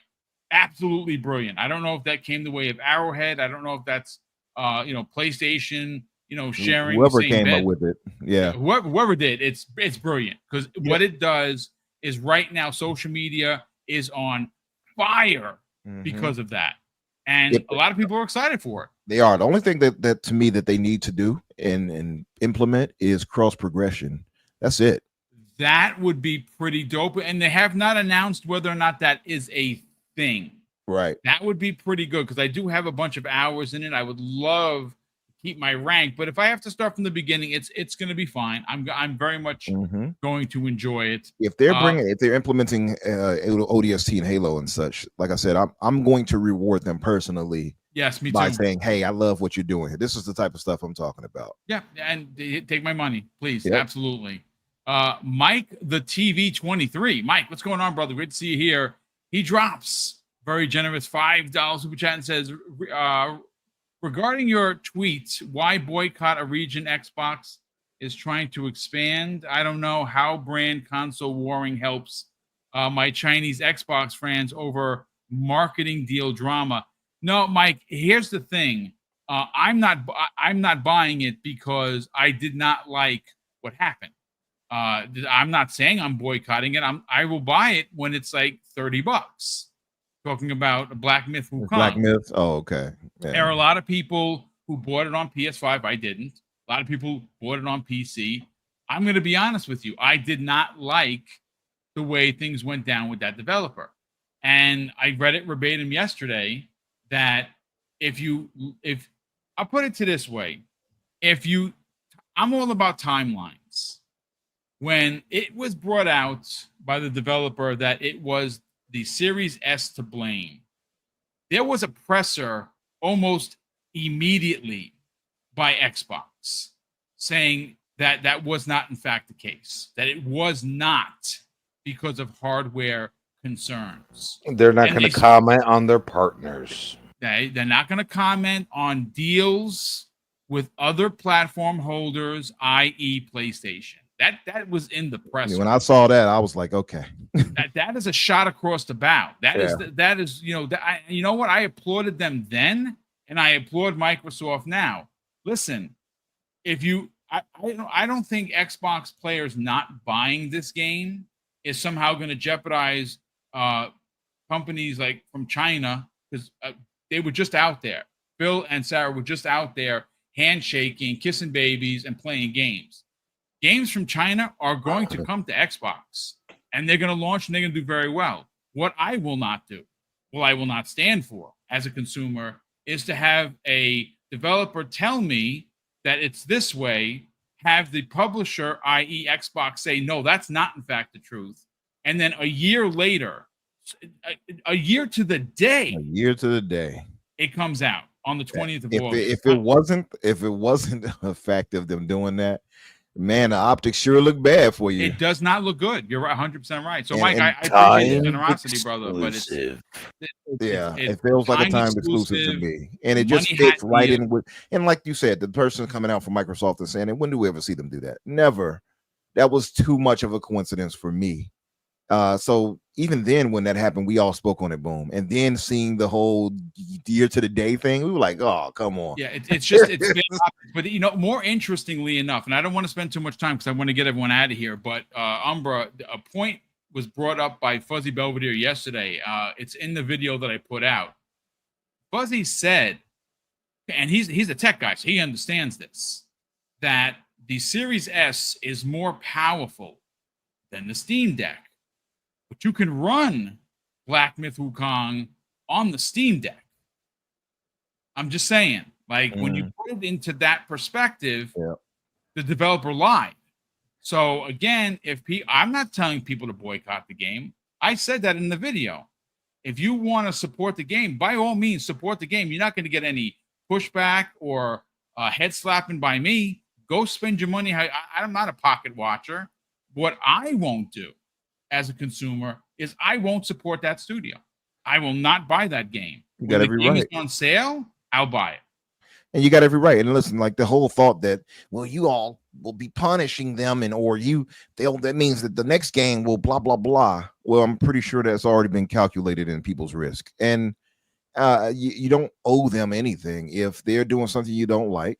Be it them or Microsoft or Sony or How Nintendo. about this one real quick? Yeah, you don't owe it to them to get it, right? Think about this for a second. Are you pocket watching Arrowhead? Are you pocket watching Insomniac to try to bring games to a new platform? Just it's one of those things. I look at these people and I'm like, dude, do you want a new iteration or do you not want a new iteration? Because we're talking movie budgets for some of these games. It's a little ridiculous. Yeah, my thing is like, I think people typically want to reward people who are kind of steadfast and honest. We look at I look at Arrowhead and the Helldivers team. Yeah. They've been honest. They've not console war. They've shut it down when it's happened in their chats and their threads or whatever. They're like, no, we want everyone to play this. We love our Xbox game. I'm just using them as an example to say, like, when you're honest and you're saying we want to deliver games to everyone, we want everyone to enjoy this game. Or let's say some team who was automatically going and putting their game everywhere.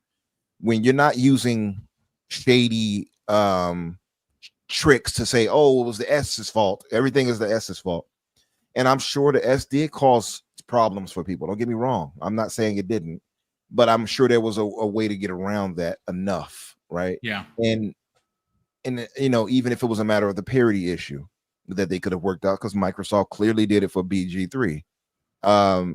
I feel like doing that, it feels duplicitous, and no one wants to sit there and be lied to, right? And I think that because of that, it left a bad taste in people's mouths. It's not a matter of you being getting timed exclusivity. I'm not We've being seen it happen all the about time. it. Yeah, it's the shadiness behind it, and you basically essentially lying and saying, hey, this is the S's fault, because it's the S was the go-to excuse for everything. You know, and that's what it feels. That's why people are like, nah, not supporting you for that. No. And so I don't blame anyone for feeling that way, you know, at all. I still would tell people the best place to play it is on PC, you know, because it's such a power hungry game. But I don't blame anyone for feeling that type of way. You don't owe anyone your money. And if they did something you dislike as a company, then by all means, spend your money elsewhere. Yeah, you know, Yeah. I think something. I think a lot of gamers are annoyed because we want developers and publishers to be more transparent than ever before, and the fact that we were told, oh, it's the Series S, and then it just happens to come out exactly 1 year after it originally came out. Right? Ridiculous. It's very shady, and I've seen people defend it saying, oh well, because they do things like every single August. It's like, yeah, that's true. However, if you're a company and you have a limited budget for marketing, you want to have everything marketed at the same time. So it benefits them if they could have included Xbox in the marketing material last year, but they couldn't. Just for some mysterious reason, it was listed for. I think I was like the first person on Twitter to post about this. Like they were listed to come out in August last year on Xbox, and then a month before release, everything changed. It's very sus. It's very sus. I hope the developers have huge success, but gamers don't like being lied to in an industry where we're being lied to all the time for our money, and it's our money we can do with whatever we want. Yep. Listen, great points of view from everybody. Let me just continue these super chats, and we'll get everyone out here. Wilmy Hood. Speaking of which, Wilmy Hood, I'm glad he's doing better. Do UK now, the broke boy insider, Will, a good friend of mine, drops not one but two. Very generous $2, actually a $2 super chat and a $5 super chat. His first one says Xbox just for gamers, PlayStation just live services. Well, yeah, their live services are far and few between. Will, but yeah, no, you're not wrong. His second, very generous, additional $5 super chat. He says PlayStation fanboys believe as long as PlayStation games aren't on Xbox, they aren't third party. Now that Helldivers 2 is coming to Xbox, they've changed that to not full third party. Yeah, I mean, you're not wrong. We've heard, well, it's only gas games, and and it is a gas game, and it makes perfect sense, and dollars and cents as you would to launch an Xbox. But there's goalposts moving. Well, it's only this. You're only getting gas games. What other gas games do they have? That's what it comes down to. What games? They don't exist. Marathon. Marathon. Yeah. Well, Fair games. Good luck with both of those. I think Marathon is going to limp out and fail. Sorry, I'm not saying because I want it to fail. I'm saying it's just based on the drama and it's been a cursed game. And Fair Games, good luck, Charlie Brown, with that one. But lastly, Quan the Terrible. Great to have you here, Quan. Thank you so much for joining us as you do each and every day. He's been a channel member for 16 months. That is very kind of you. Thank you so much for the support. He says, Disney destroyed my childhood too many times to count at this point. I'm sorry to hear that, brother. Yeah, they've done some things. They've done some bonehead things with their IPs. But hopefully they still keep making good MCU movies. And Doomsday seems like it's going to be a banger. As well as the new Spider-Man, not Far From Home, Brand New Day. There's a lot happening with that film. Punisher's in it, Hulk's in it. I'm amped for it. But Brand New Day is going to be special, man. I cannot wait. They might bring back old Purple Pants Hulk in that one. Yeah, well, he's supposed to go savage. That's the rumor of it. How he gets there, amazing. What I have heard, and again, I like the trades, folks. He's going to get the Symbionite. And it's going to be a Symbionite Hulk that makes him go savage, and him and Spider-Man and Punisher are going to take him down. That's the rumor. Watch the trade. Go watch Josh from Den of Nerds or Charlie from Emergency Awesome. Great YouTubers, my favorite YouTubers. I watch them every freaking day. Love them. Hey, Boom, if you could, I just shared it to that chat. It's a new image somebody had they edited, where he's standing on, Spider-Man is standing on his car. They put him on his tank as like this poster. It looks so dope. And it has the symbiote like cloud in the background. Check it out if you get it. If you could post it, you could probably show it to the chat here. It looks dope as hell. All right, that's weird. I for some reason can't see it. It's so weird. My private chat is, you know what it is? Maybe I'm in a different page. Let me see. That's weird. Let me try to share it elsewhere as well, so you can see if you can grab it. Hold on. Where is it? Private chat has nothing. Studio chat 4, nothing. Okay, I shared it in 2 spots. All right. If anyone knows the comics, by the way, of Brand New Day, yeah, it's you can expect some crazy stuff. And they've already, by the way, introduced Mephisto. Yes, they did in Ironheart. That's yes, right. He's So and I like that actor too. Plays into that if they use him. I don't know if they will, but he did play into that before. Well, it's going to be very interesting. What's that? You couldn't see it still. I still can't see it. I don't know what's going on. This thing's acting super wacky. So yeah, let me just get into there. But listen, ladies and gentlemen, that's going to do it for us here. I'll share it on the socials. What Ember's putting up there. But let's get everyone out of here. Jamie Moran, let's get you out of here, sir. You have a show called All Things Xbox today, 6 p.m. Eastern Standard Time. You and Logan Meyer will have a lot to get into. I know last week you said like 72 topics. I don't know if you got to all of them, but you usually load up the show with great pieces of conversation, great opinion pieces by you and Logan Meyer. Sell the brand, brother. Where can people tune in, subscribe, and more importantly, follow you on social media? Yeah, thanks, Boom. It's always a pleasure. So yeah, last week we did actually hit, it was 17 topics in 2 hours, which wasn't that bad. Wow. Holy cow, that's great. We just fly through them sometimes. But yeah, that's 6 p.m. Eastern on the Elusive Gamer YouTube channel with All Things Xbox podcast. Now, Logan is getting his wisdom tooth removed. So I'm not entirely sure if tonight's show is happening. It's either going to be tomorrow or tonight. I'll post about it on Twitter. Okay. The link is in the chat right now. But hey, if people want to subscribe, that's great. On the way, hoping to get 10,000 subscribers by the end of the year. And that'd be nice, dude. You deserve it. Thanks. And my recent video, 10 biggest new games coming to Xbox in August. There's actually 12 games in that list, and I think like 10 of them are still yet to release. So hope people enjoy that video. It took a while putting it together, but yeah, that's on the Elusive Gamer YouTube channel.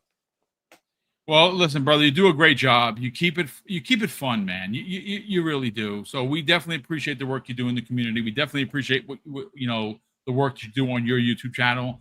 And Thanks. We're happy to have you here each and every Tuesday to drop your bars.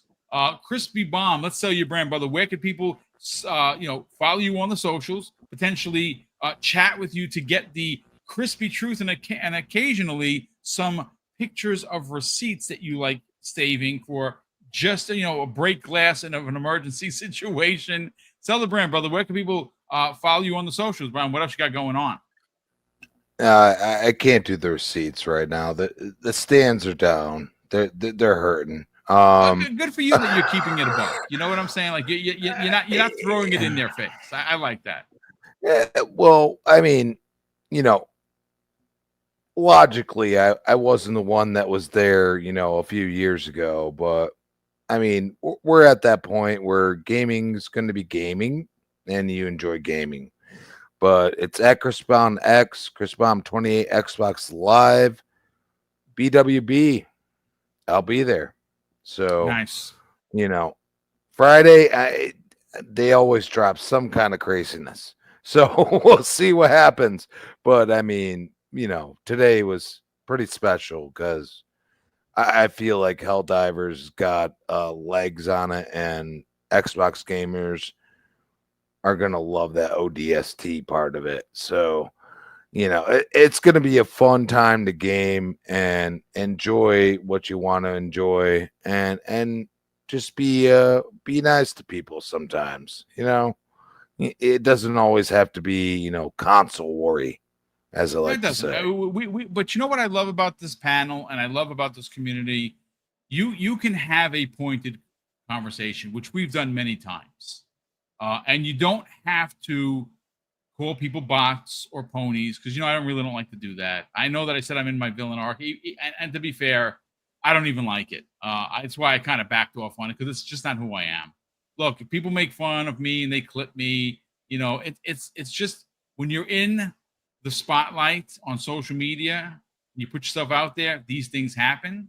I don't care what anyone says. Like I said, no one's making me run from the channel and not do content, even if you clip me every day of the week. It's so I'm gonna say something that's gonna piss somebody off one way or another. I don't mean to do it. It's my opinion. I'm entitled to it.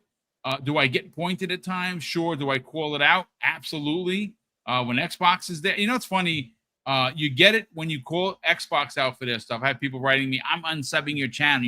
You're a pony now," which is ridiculous. And then you get it from the PlayStation gamers. You're dumping on PlayStation again. That's not dumping.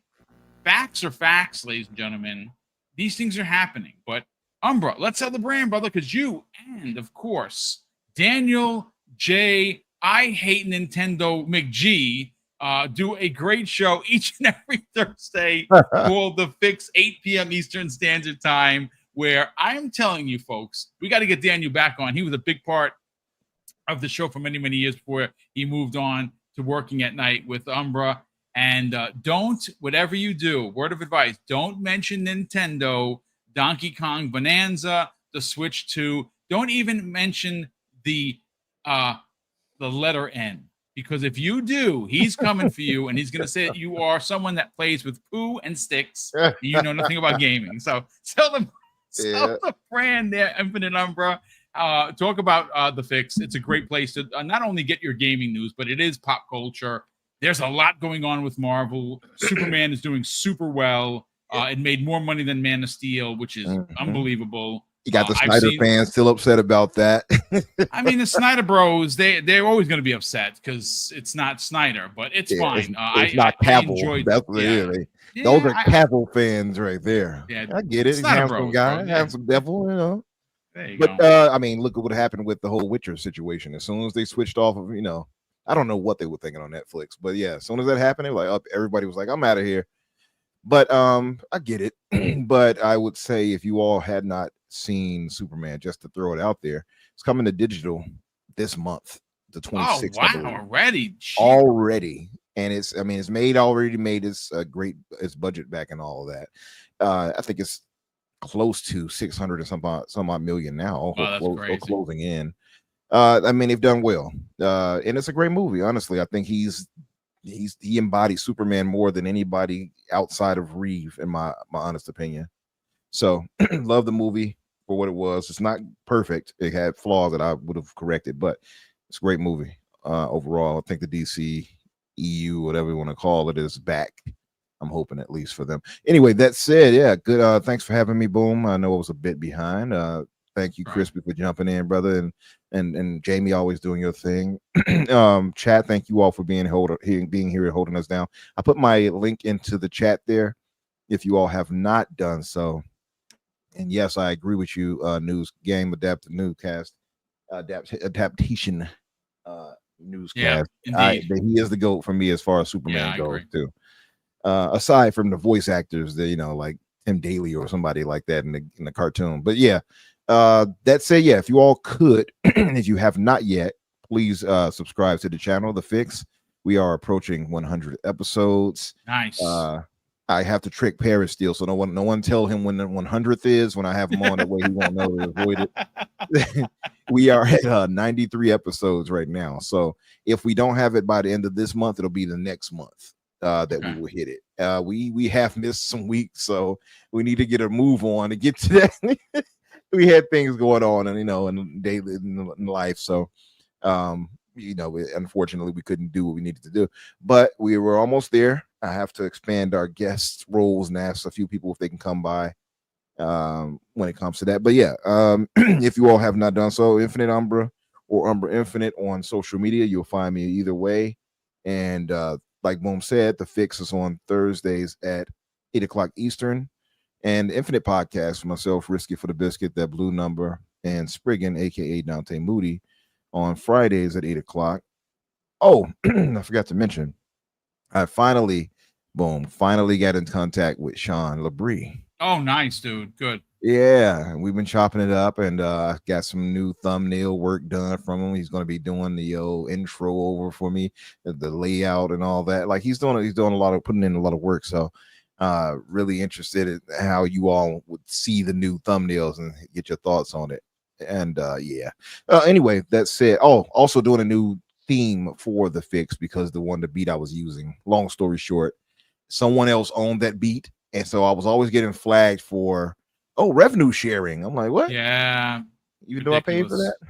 I'm Yeah. like, whatever.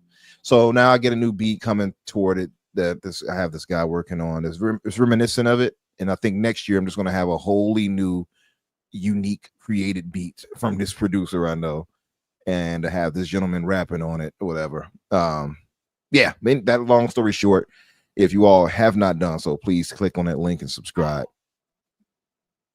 Well, we appreciate you being here, brother. Yes, click on the link. Keep on the lookout for episode 100. It's a really big deal, folks. YouTube, I've said this before, it's vast. It's packed with talent. Some are worth your time. Some things are not. And to be able to say publicly that not only do you have a show that people tune in for each and every week that you put the live show out there, the fact that you got to 100 episodes is a really big deal. So you should be very proud of what the work that you've not only done on this channel, but what you do on your own channel. That's a triumph, dude. That's a triumph. And it's, again, I don't take success on YouTube for granted. It's not easy. It is a lot of trials and tribulations. Nothing is guaranteed at all. But you know what, folks? This has been a great show. We're over the 2-hour mark. I did not anticipate that, but a big thank you to everyone on this panel for hanging out for well over 2 hours. A big thank you to the incredible 600 plus people that hang out with us today. And again, folks, you know what? I guess it's for Umbra. No Jodeci covers Umbra? I guess you're disappointed. Yeah, I guess he wanted something like "Forever, My Lady." Yeah. There it is, ladies and gentlemen. Well, listen, thank you so much for hanging out with us. We again appreciate it. Tomorrow, 7 p.m. Eastern Standard Time. It's going to be me. So far, it's me and Kay Asante. Hargeet is not going to be there. He's doing some family stuff. I'm going to see if I can get a replacement for him, at least keep it a 3-man show. I don't know what we're talking about. I do have some stories I'm working on. I got to do some writing tonight after the missus go to sleep and burn that midnight oil. I do my best writing after midnight. I don't know about anybody else, but that is when I do my best work. I'm in the dark, hanging out in front of the PC. My mind is clear, and I write away. And then when I'm not writing, I'm playing games like Mafia, which is so good. I know you beat it. Shame on you. Mr. Game Beater, Umbra. That's Infinite Game Beater, and I say Game Beater, not something else. Beater, boys. Umbra. He beats everything. He beat Donkey Kong. He beat freaking there is no game he cannot conquer. It's just crazy. I wish I had the time, but ladies and gentlemen, that's going to do it for us here. The beautiful thing is Mafia is not that long of a it's game. Not. It's about 10 hours. I am in chapter 3, I think. I love the stealth, the voice acting. Mm-hmm. Voice acting is phenomenal. The story is really, really good. Mm-hmm. Folks, it's only $50. Go buy the game. Don't buy it on PC. There's a lot of problems with it. It's crashing. I know some people said it crashed on Series X. It has not crashed for me. I have crashed over like almost 15 times on PlayStation, on PC rather. Oh, yeah. I know Risket's been having some trouble with his Series X version where he said it's crashed on him. I have not. But again, folks, thanks so much for hanging out. Appreciate everybody on this panel. I'm going to close out today. Oh, real quick, a big thank you to all of the super chats as well as the gifted subs and the channel member chats that continue to support the channel behind the scenes. Mrs. Boom and I do greatly appreciate it, and I would feel like a heel if I did not mention that we are incredibly grateful for the incredible support that we get. And of course, I'm going to close out the show with something that's incredibly important to me, ladies and gentlemen. Hopefully one day be important to you, and that's something that my dad taught me when we were kids, and he would say, Craig, treat others how you want to be treated. And also, it doesn't cost anything to be nice. You live by those rules, son. I can guarantee you're going to have an awesome day. So take care, everyone, and we'll see you next week on the newest episode of the Xbox Factor Podcast.